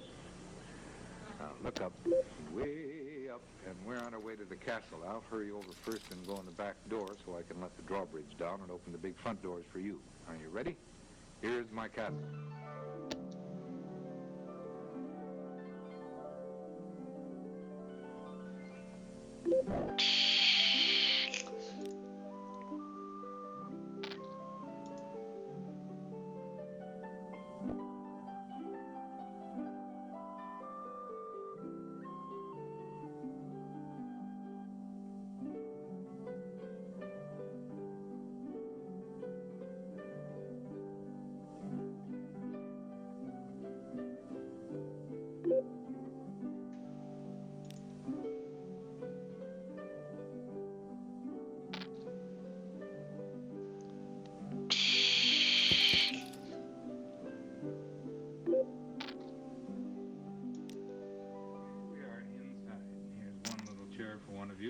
bigger chair for two more to curl up in. For someone who likes to rock, a rocking chair in the middle. And look, a jack-o'-lantern on the mantel. I think Rusty put it there. I'll look up, way up, and I'll call Rusty. Rusty? I am the great jack-o'-lantern. Great jack-o'-lantern. Hey, I can't see. There, Turn it around. there. How's that? The eyeballs went to the wrong place. Can I take it off? Yeah, take it off. It's a little hot in here. I'm getting a... Oh, wait a minute. Don't... I'm just going to leave this going. I think we're going to get to see Jerome here in a second. That's nice. Whew, getting a hot comb here. Yeah, I'll wear it. See, though, you can breathe all right in there? Oh, yeah, I can breathe all right. It's just kind of hot. But I'll wear it during the concert. Oh, the concert? Oh, we're having Halloween concert. Right. You'll wear it during the concert? Yes, I will. Everyone wearing costumes? I think they are. How about Jerome? They are. I don't know what he's wearing. He said he's going over his tall thin house to get it. All right.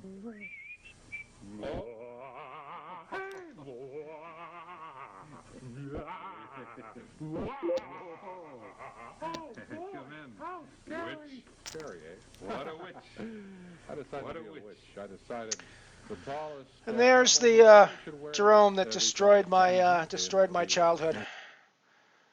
He's supposed to be a normal looking giraffe. He's just entirely the wrong color. So I don't know. A little piece of my childhood there.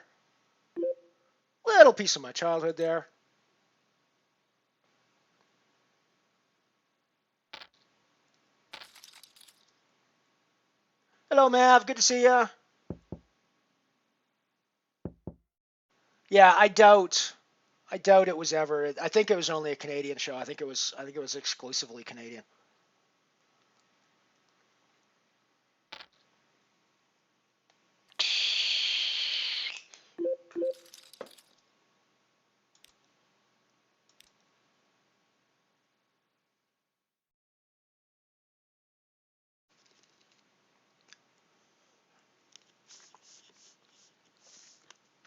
Well, it was on in Canada until at least as late as the 80s. I think it went off the air sometime in the 80s.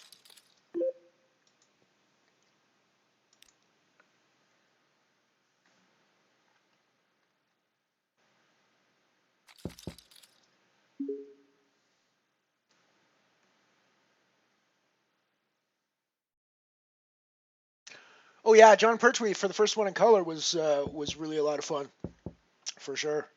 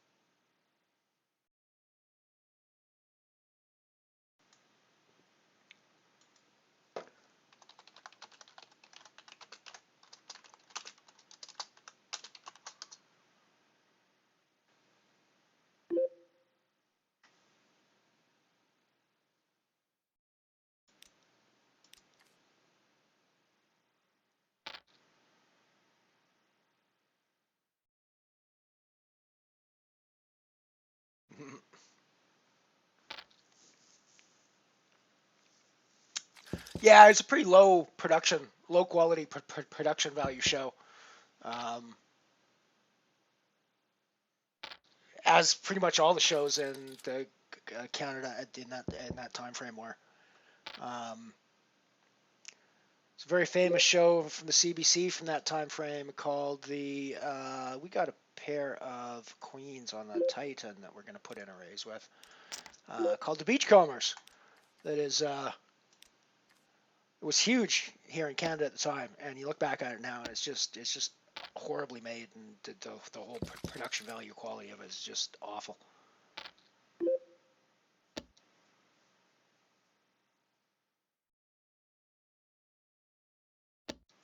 Yeah.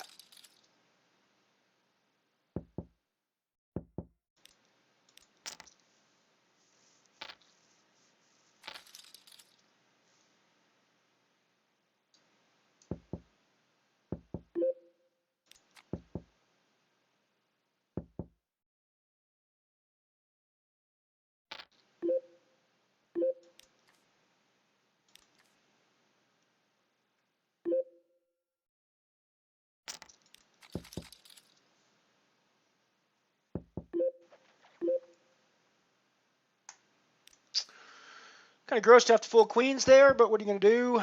What are you going to do? I'm pretty sure they were dead. Pretty sure they weren't dead on the flop when I re-raised and he called, but they were by the turn when the ace came.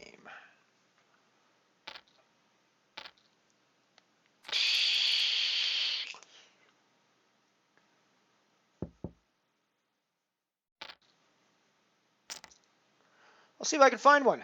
I'll see if I can find one. I might get into trouble for copyright stuff if I run too much of this. I was just realizing that even that Friendly Giant one might be potentially a copyright violation, although because it's CBC in Canada, because it's off the air, I think I'm probably okay with that, but it's still potentially problematic.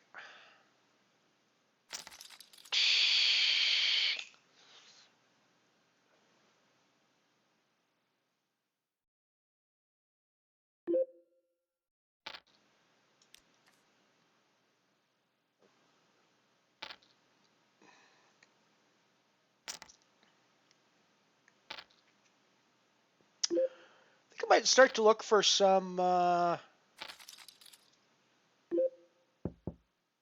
really like to find some contained ad breaks, i.e., like a whole segment of ads that was run in a specific program at a specific time, because I think those are kind of cool to see what is being run in sequence that way.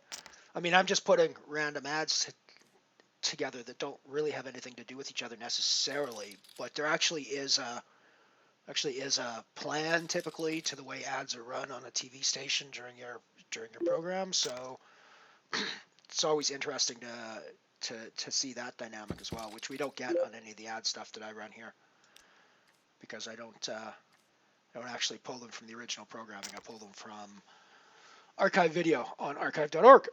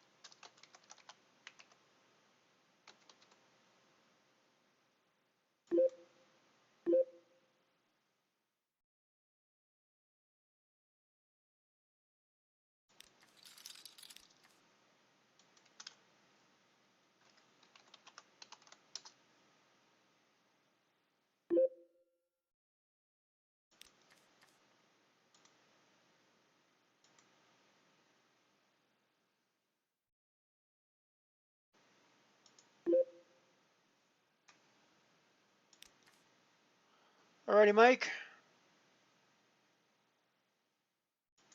Whoops, that didn't work.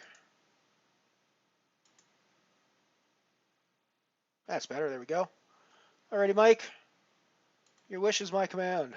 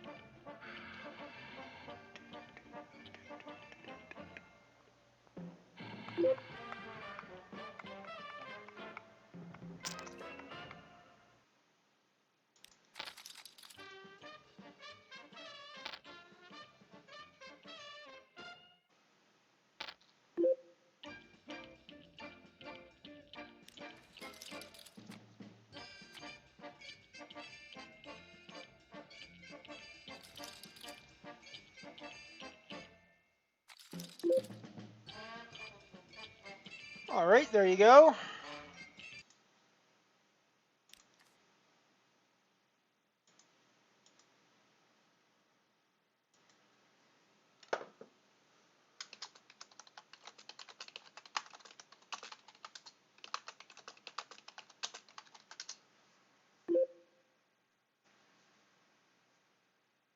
Yeah, well, I also think if it's short enough, I think if it's short enough as well, I'm probably safe. I also think using the opening and closing credits is much safer than using actual excerpts from the program itself as well. It's sort of like the advertising where I'm like, I think I have a fair use thing and saying, well, I'm advertising your product for God's sake. So, you know.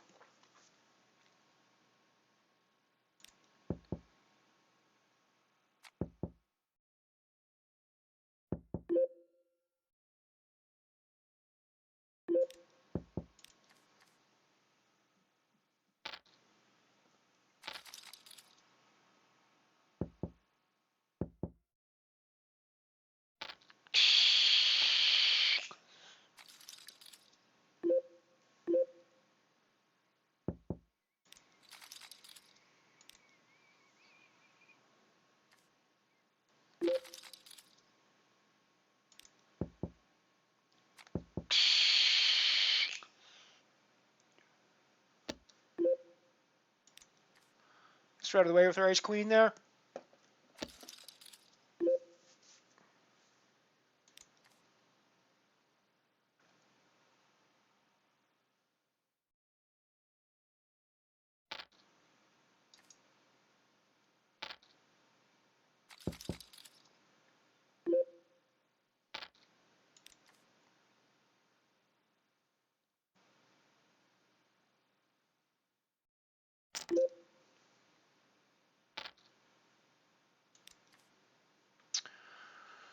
So we're in a caching spot in the black hole nano now. Of course, registration's still open for a while yet, like an hour-ish. No, only half an hour, so not as long as I thought. Um,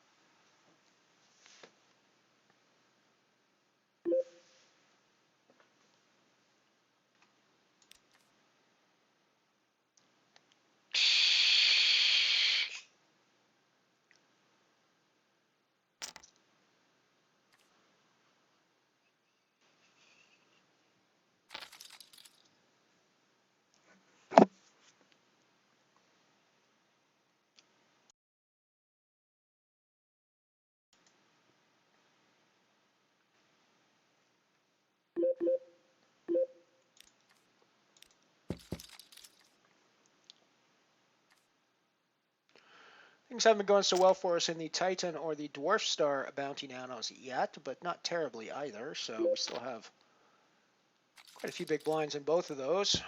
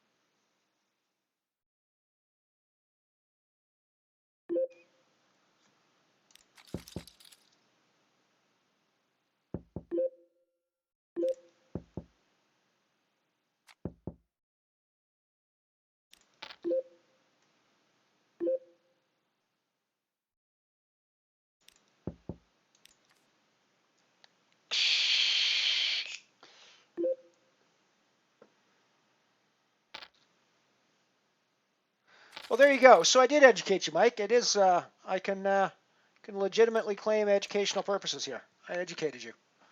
Barbara Eden was the name of the actress, yes.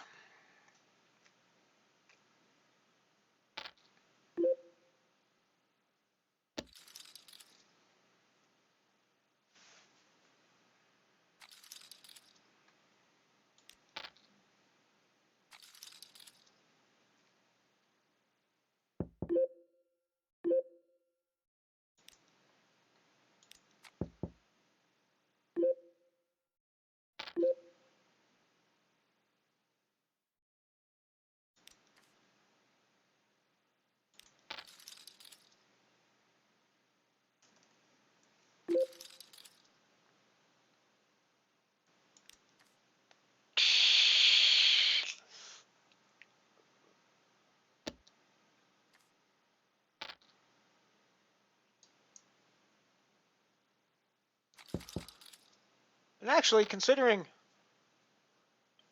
not even considering her age, she's actually still pretty hot, frankly, Barbara Eden. Not only is she still alive, she's still pretty hot.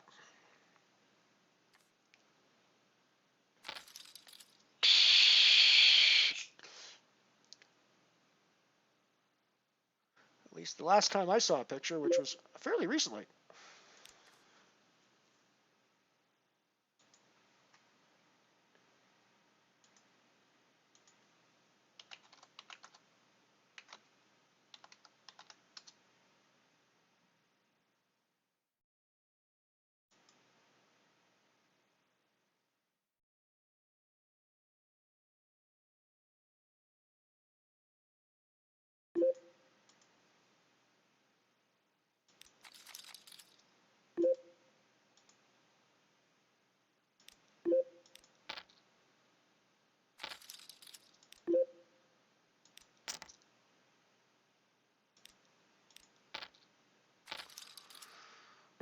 I'm going to keep betting my pair of nines here, I think.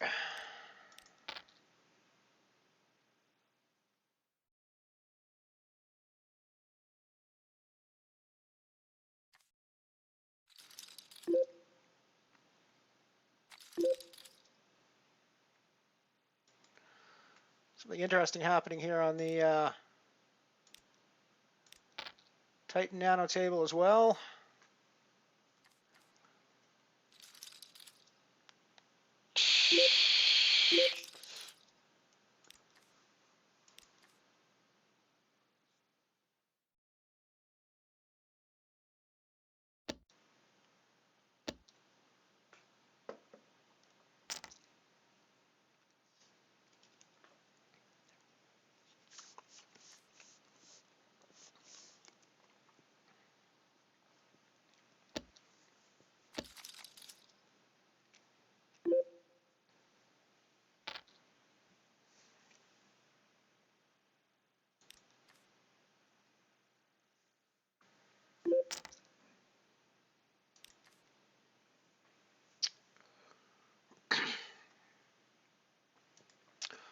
Well, that's currently what we got going. Just so you got a reminder, we got Titan Nano, we got the Blackwell Nano, we got the Dwarf Star Bounty Nano.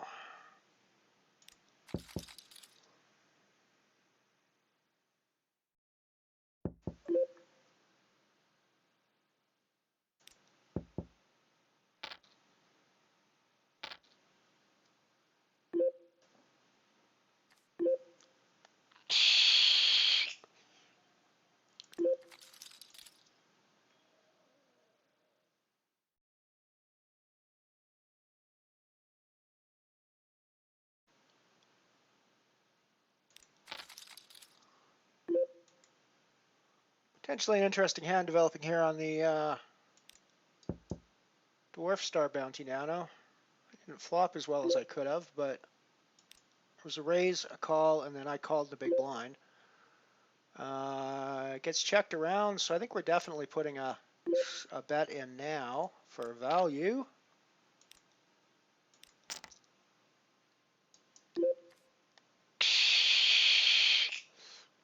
And I think we're definitely continuing our value hunt.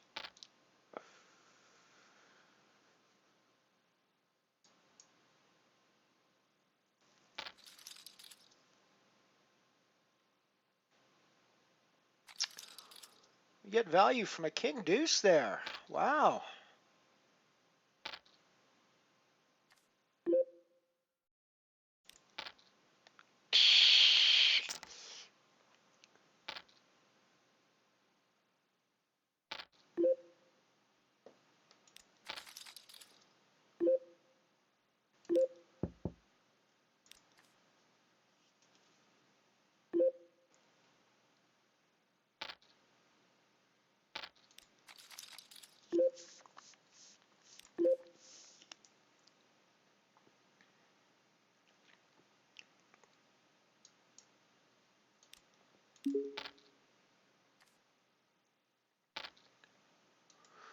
We got limp 2 in the big blind, so we just checked our ace 10 and we flop top pair. So we've been playing this pretty aggressively.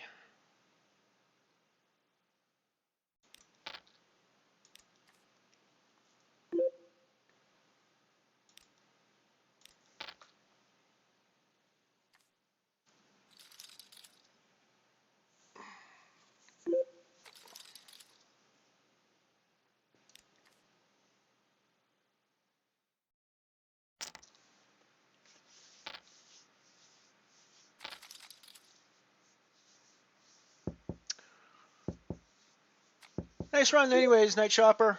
I got bounced from that one pretty, yeah, it wasn't super early, but it was, I don't know, 10 before the bubble, I guess, on that one.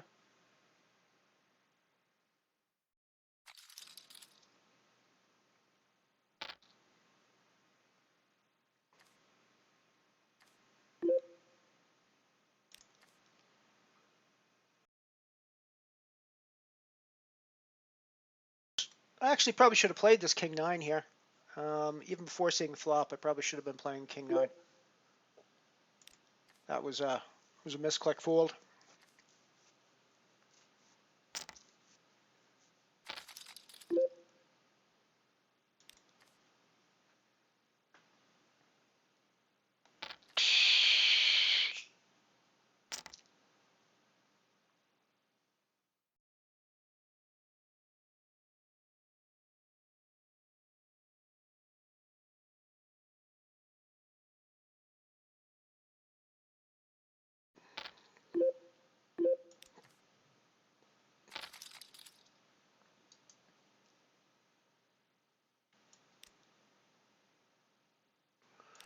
Put in the raise with my ace here on the cutoff.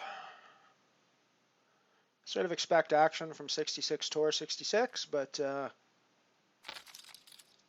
like I said, we're going to continue with our diamond ace.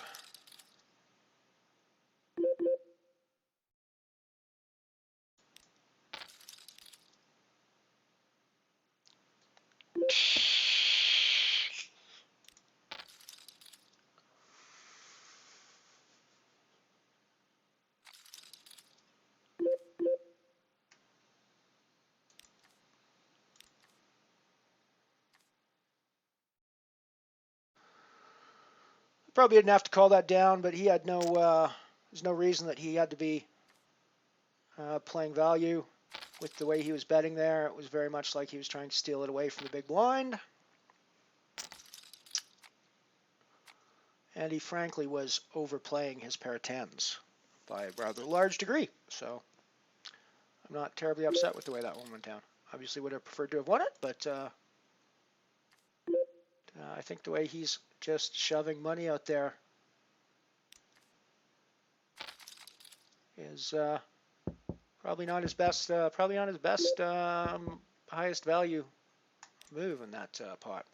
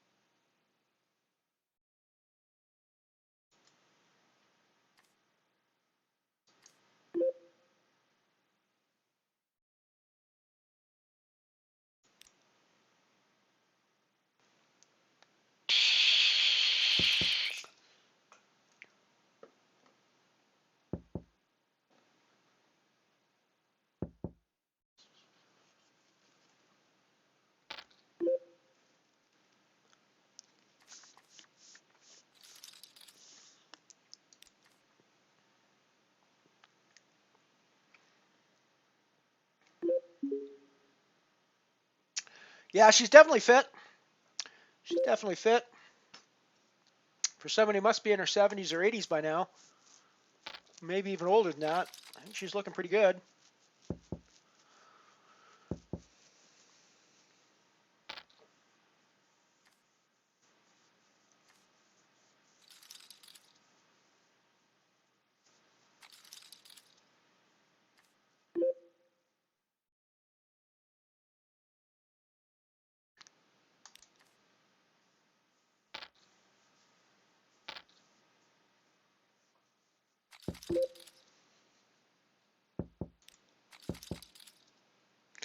Yeah, I'm usually a 2 beer maximum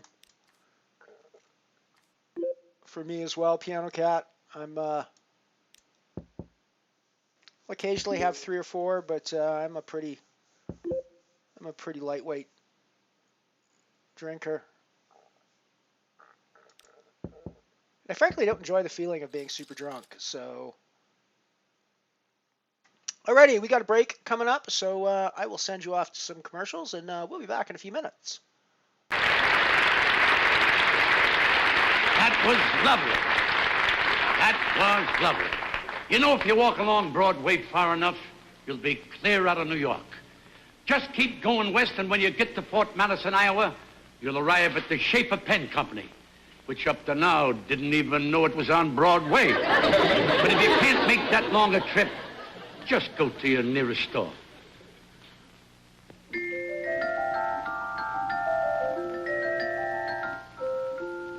Looking for a man's gift? Something different? Not too expensive? Something he'll really go for? Well, here's the newest gift you can give a man. It's Schaefer's PFM, Pen for Men, the first fountain pen ever designed exclusively for men. He'll like its new, bold styling. He'll like its solid heft, its man-sized grip, a perfect length for writing. And wait till he sees that exclusive inlaid point. This one's 14-karat solid gold. It writes the way a man's pen should, with unmistakable character and authority. And he'll be intrigued with Schaefer's exclusive snorkel pen filling action. Ingenious drinks up a man-sized barrel full of script like soda through a straw. Even the ladies can appreciate this new loss-proof clip. It grips any thickness of fabric. And see how neatly it fits straight up and down in his pocket. That's trimness. No wonder any man would be happy to receive and so proud to own his Schaefer PFM. It has what it takes to make it any man's lifetime friend. New bold styling, new inlaid point, no dunk snorkel pen filling, new massive capacity, new loss-proof clip, new trimness in the pocket. Schaefer's PFM, Pen for Men. You've heard about it here, read about it in the Post and Life. Now, see it in person tomorrow at the fine stores which feature this distinctive display. Schaefer's PFM is priced from only $10. Beautifully gift-boxed, of course, with matching pencil for men from $14.95. What a small investment for a gift of such lasting value. Just say PFM, Pen for Men, by Schaefer's. It's the newest gift you can give a man.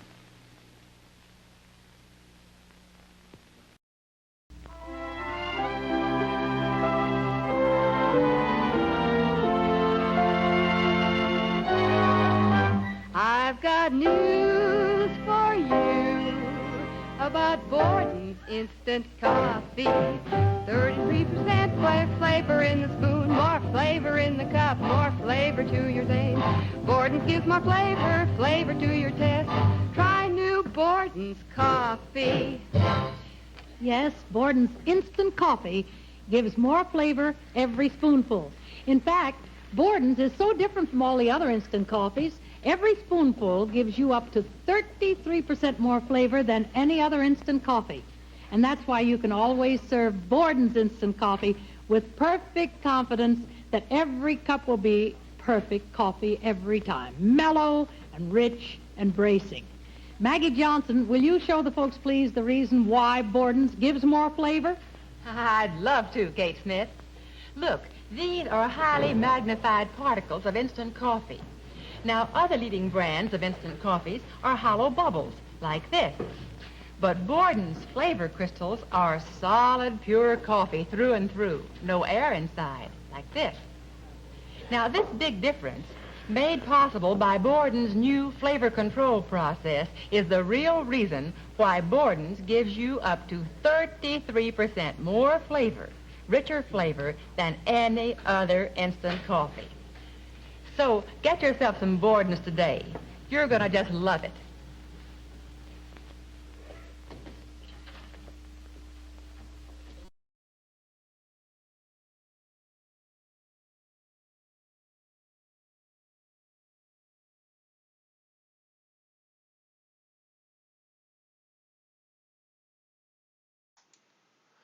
And we're back a little early, ready to roll with the Titan Nano, the Blackwell Nano, and the Dwarf Star Nano. We did kind of cripple ourselves there in the Blackwell Nano, calling off pretty wide with just ace high there against 66 Tor 66, but he's been extremely active against us and extremely playing really weird on this table, and frankly overplayed his pair of tens. So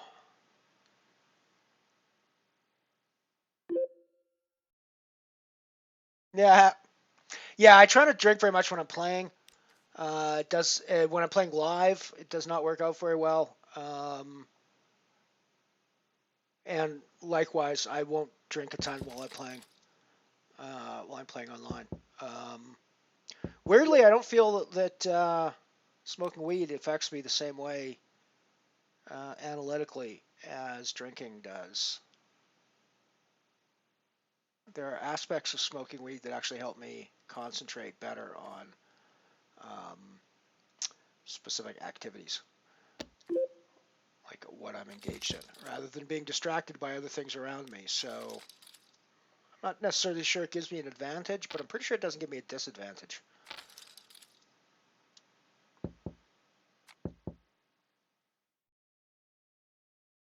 Yeah, exactly. If you're getting free drinks, you're gonna drink them. So what are you gonna? Can't really say no to that.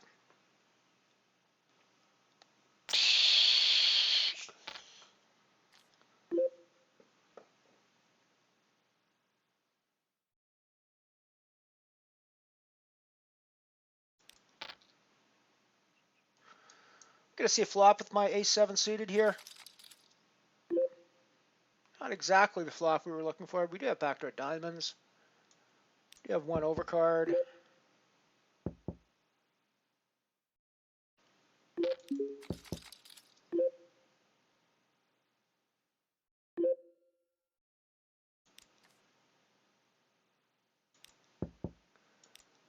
Probably not enough of that flop to keep going. If we'd seen two diamonds, we probably would have, but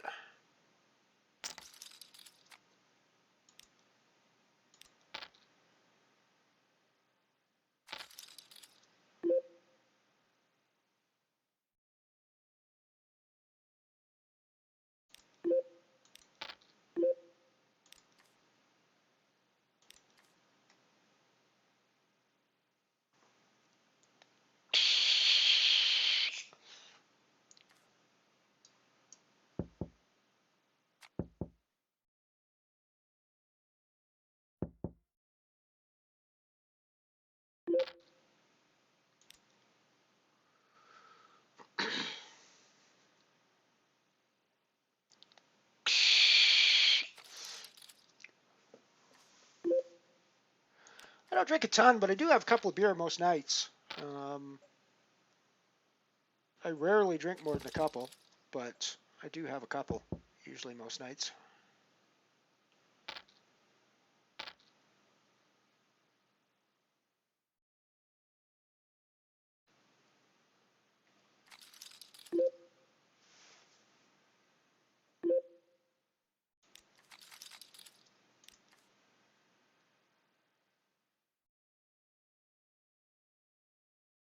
Hello, Pinky. Good to see you. That always sucks when there's free drinks and you have to drive, Mike. That's never a fun. It's never a fun time. Although, admittedly, there are times when I enjoy being sober around a bunch of people who are getting increasingly drunker. It's very entertaining. It can be very entertaining. There's a point at which it just becomes stupid, but you can get several hours of very, very good entertainment out of sitting sober while you watch a group of people get progressively drunker and drunker.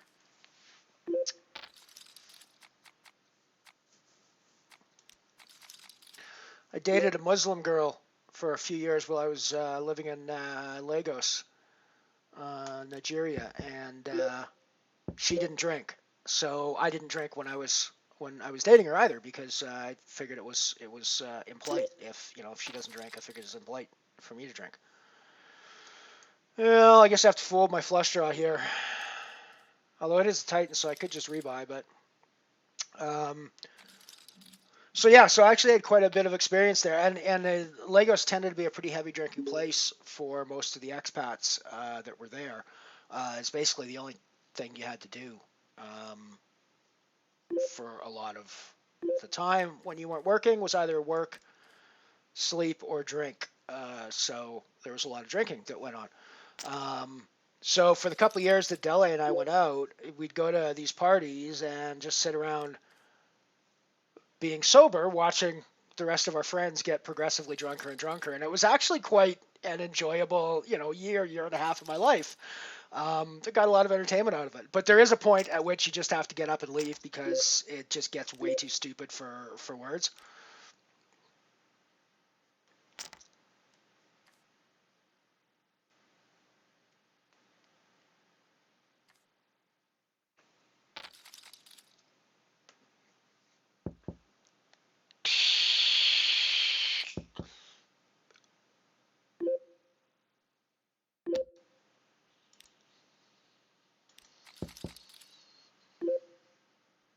Nice, Mike. Good job. Good job going to Manchester. Nice one.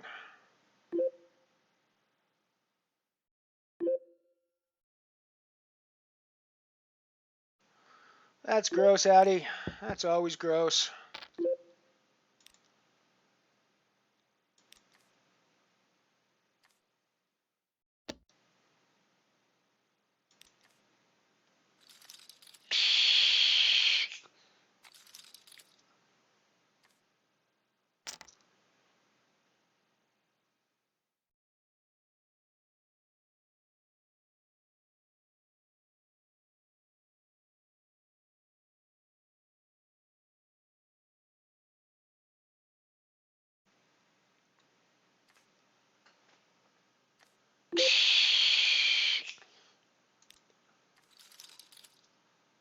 A lot of my friends are actually down in Reno right now doing Run It Up Reno, playing in the Run It Up Reno event live. I'd really like to be down there, but I don't travel to the U.S., so I'm unable to go to tournaments like that. It's life. Such is life. Looks like a fun tournament, though, for sure.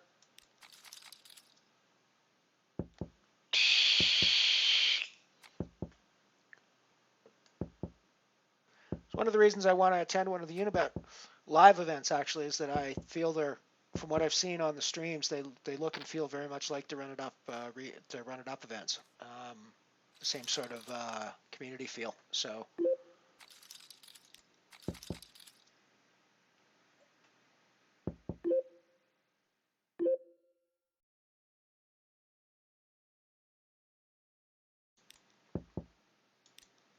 Yeah, even out in a crowd, I'm not usually that. I mean, I will certainly drink at a party, and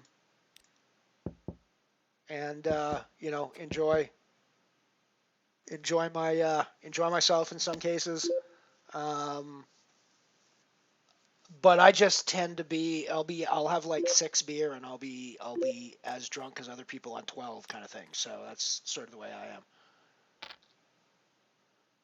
So the real question here is what I do with this. Do I put in the rays? I think I do.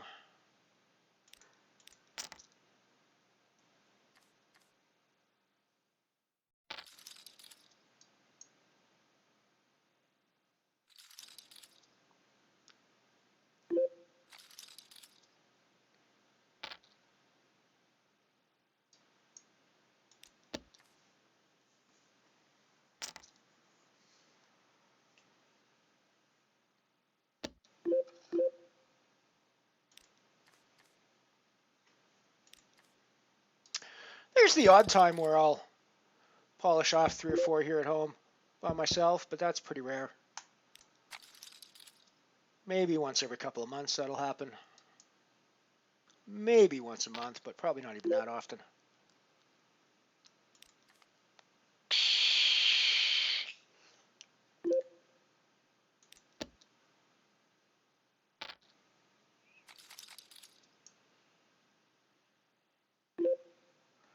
It's not the worst flop in the world for 4s.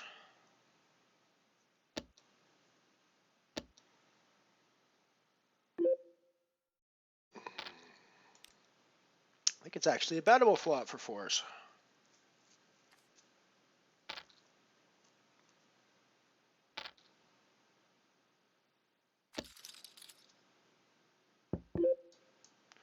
We probably check back this time. Reassess on the river. I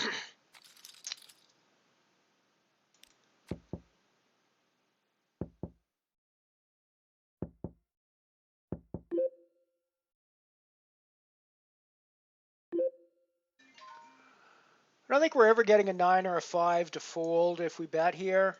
So I think we just check behind and take our showdown value. You don't get a 10 to fold there either, for the record.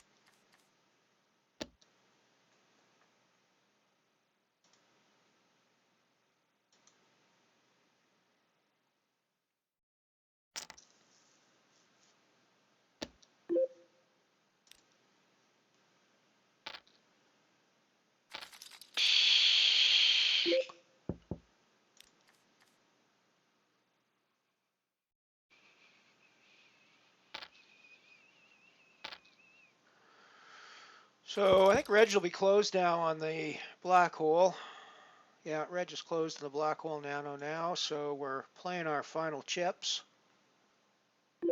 Reg has been effectively closed for us for a while anyways. We wouldn't have rebought if we busted at this point. Too few big blinds.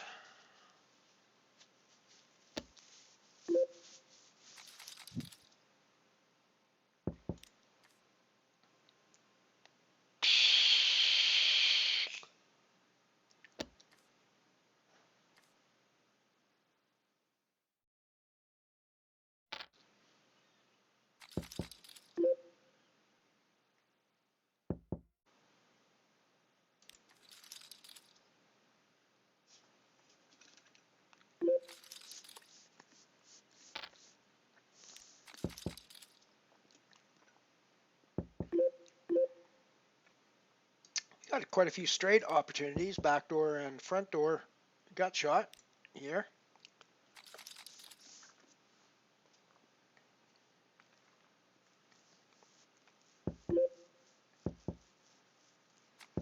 Where do the back doors come in? So we're basically looking for a queen here.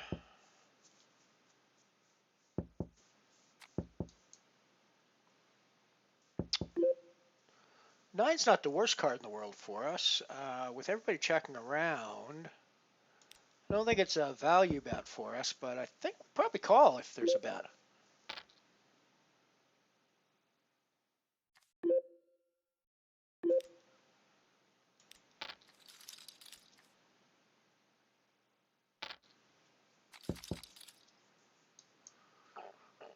I'm happy with that call. I'm surprised he didn't bet his ace earlier than that.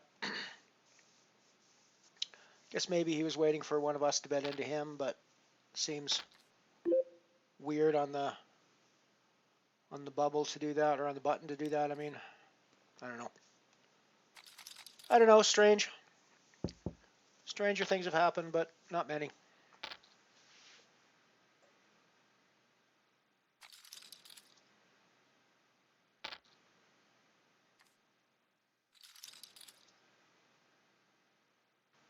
Yeah, exactly. No, absolutely. Absolutely. Not as young as we used to be, for sure.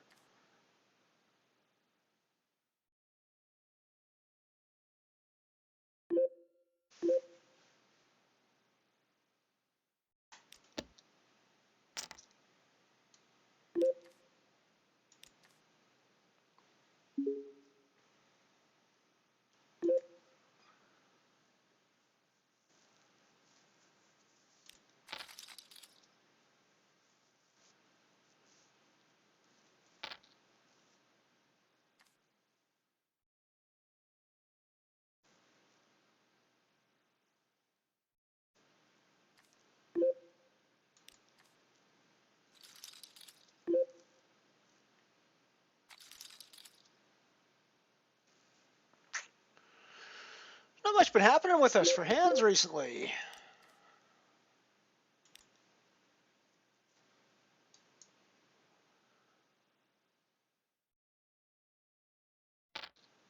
We haven't been able to recover after we made that loose call in the black hole either.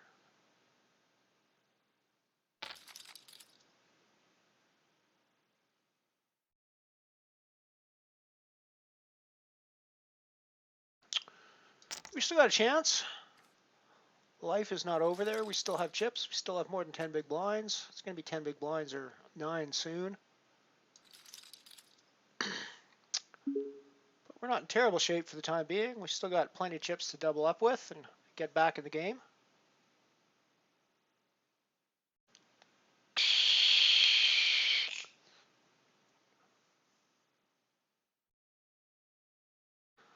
We need to get a hand we can double up with first.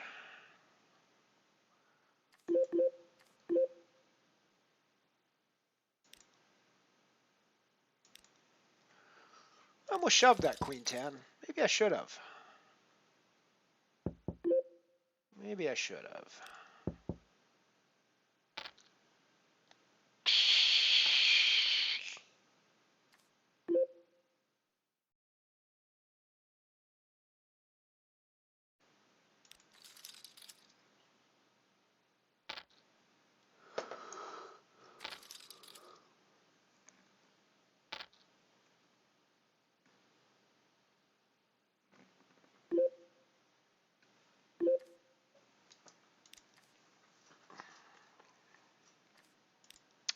Glad we didn't shove our queen 10 last hand. Because now we can shove our queens under the gun this time. And get a call from Axel. Oh, with 7-5. Oh my god, seriously? The fuck? Just snaps off with 7-5 and he fucking gets there. It's like, I swear to God, people see the flop that's coming up, because there's no other excuse for calling off with 7-5 in that spot. Right? There's literally no other reason to call off with 7-5 in that spot unless you've seen the flop, or unless, and I just can't believe that people are that crappy of players and get there as often as they do. You know, he wouldn't be here if it's annoying as fuck, and it really makes me feel like the game is rigged sometimes, because it's you know, very frustrating when that happens. You know, it's one thing when you get it in queens against ace king and they get there. That's one thing. But in queens against 7-5 and they fucking get there, it's yeah, I mean, I know it happens like 12% of the time. But that's the point. It only happens like 12% of the time. And for somebody to be so bad to call off in that spot and to get there, it's just, I don't know. It's one of the frustrating things about poker because there's honestly no reason ever for him to make that call.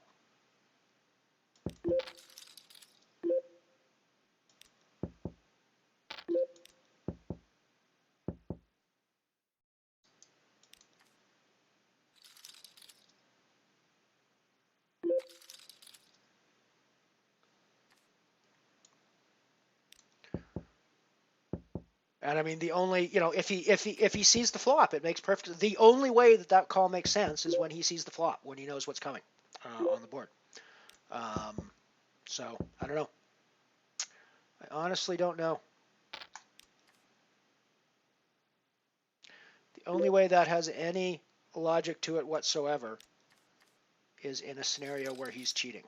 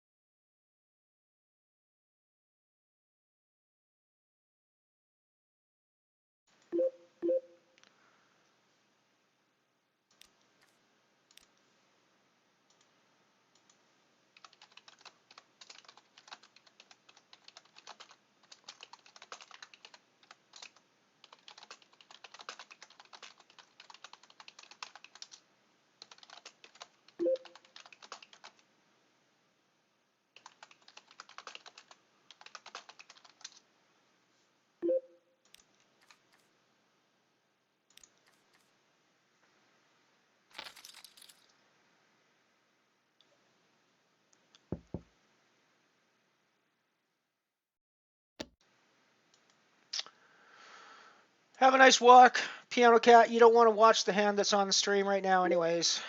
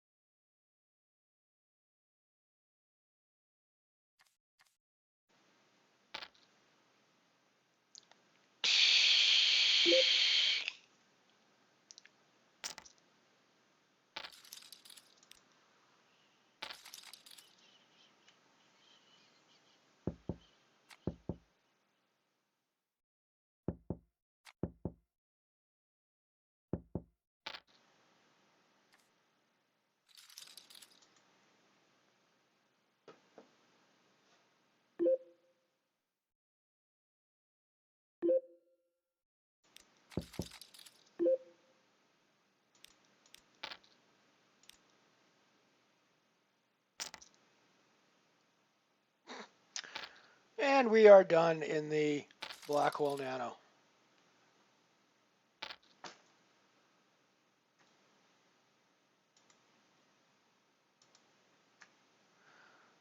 Just the Dwarf Star left. Just the Dwarf Star Bounty Nano left, folks. It's been a pretty gross end to the day.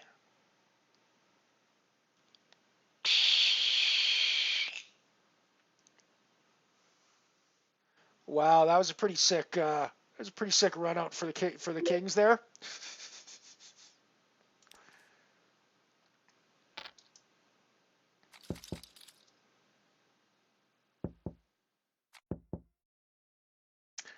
We need to get some more people on our table.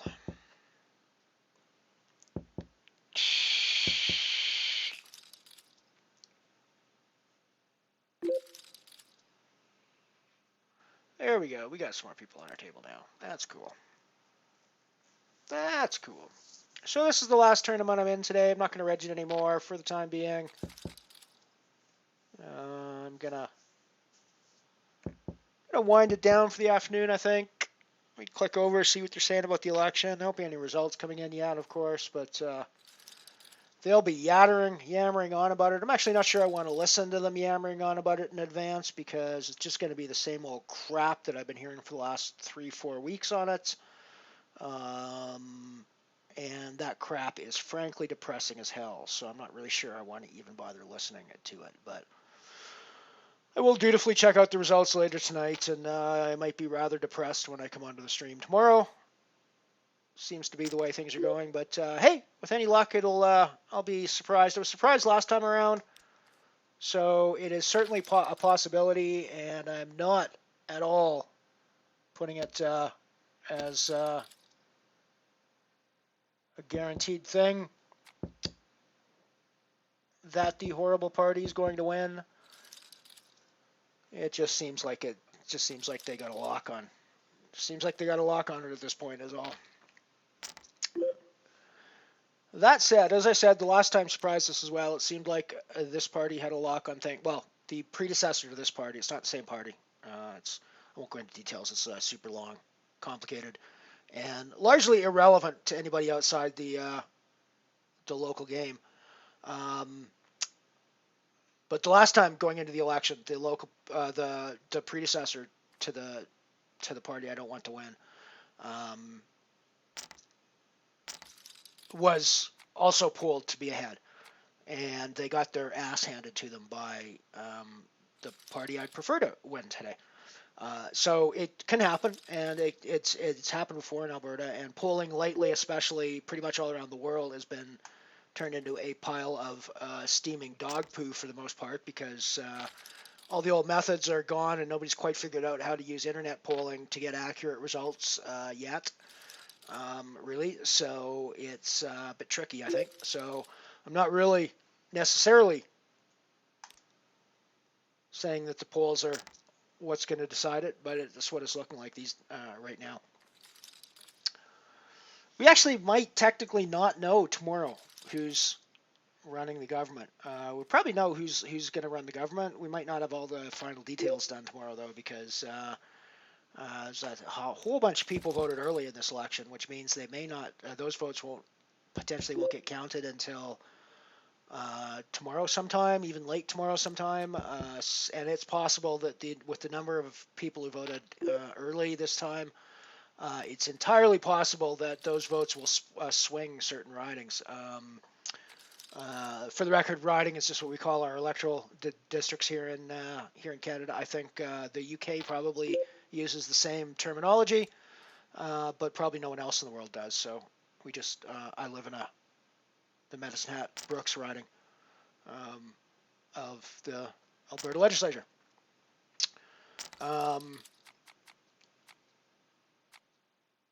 And I think the name is based on something to do with the idea that it covered an area that you could ride in a specific amount of time on a horse back in the day.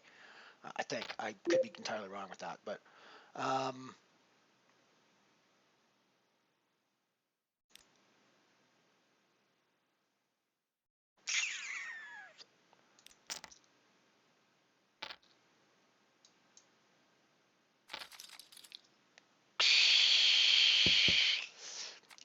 Diamond would be nice.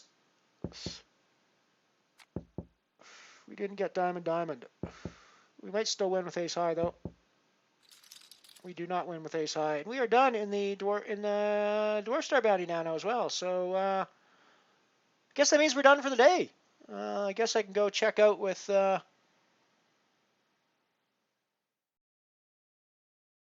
Yeah, absolutely. I guess you just can't work out what's going on for sure. And I've just got to accept that occasionally those sorts of things are going to happen, and they're going to get there on me. But yeah, it's life, I suppose. So yeah, I'll get back to you guys tomorrow, and we'll see what's going on with the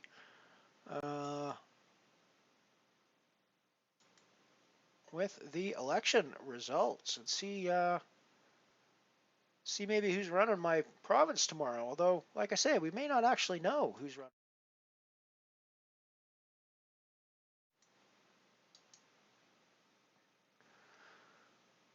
I was just going to do the do another scene to get my table off because we'll do it this way. There we go.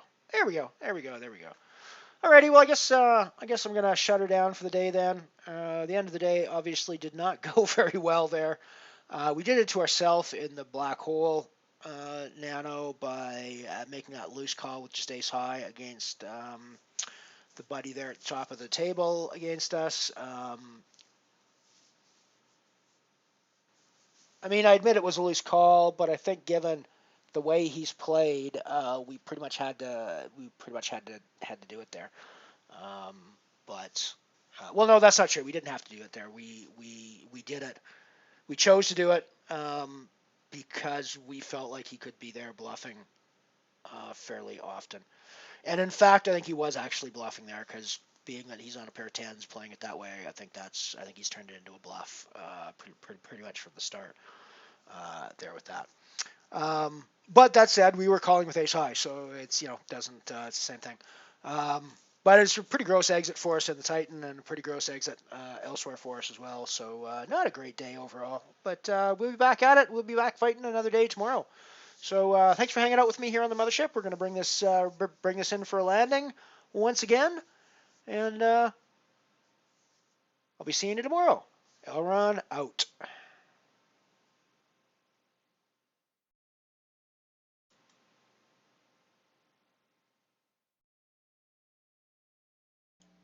For more vintage poker content from Mothership Poker, click the subscribe button and check out the playlists for all of our old archived content, as well as the ads-only cut from some of the early streams.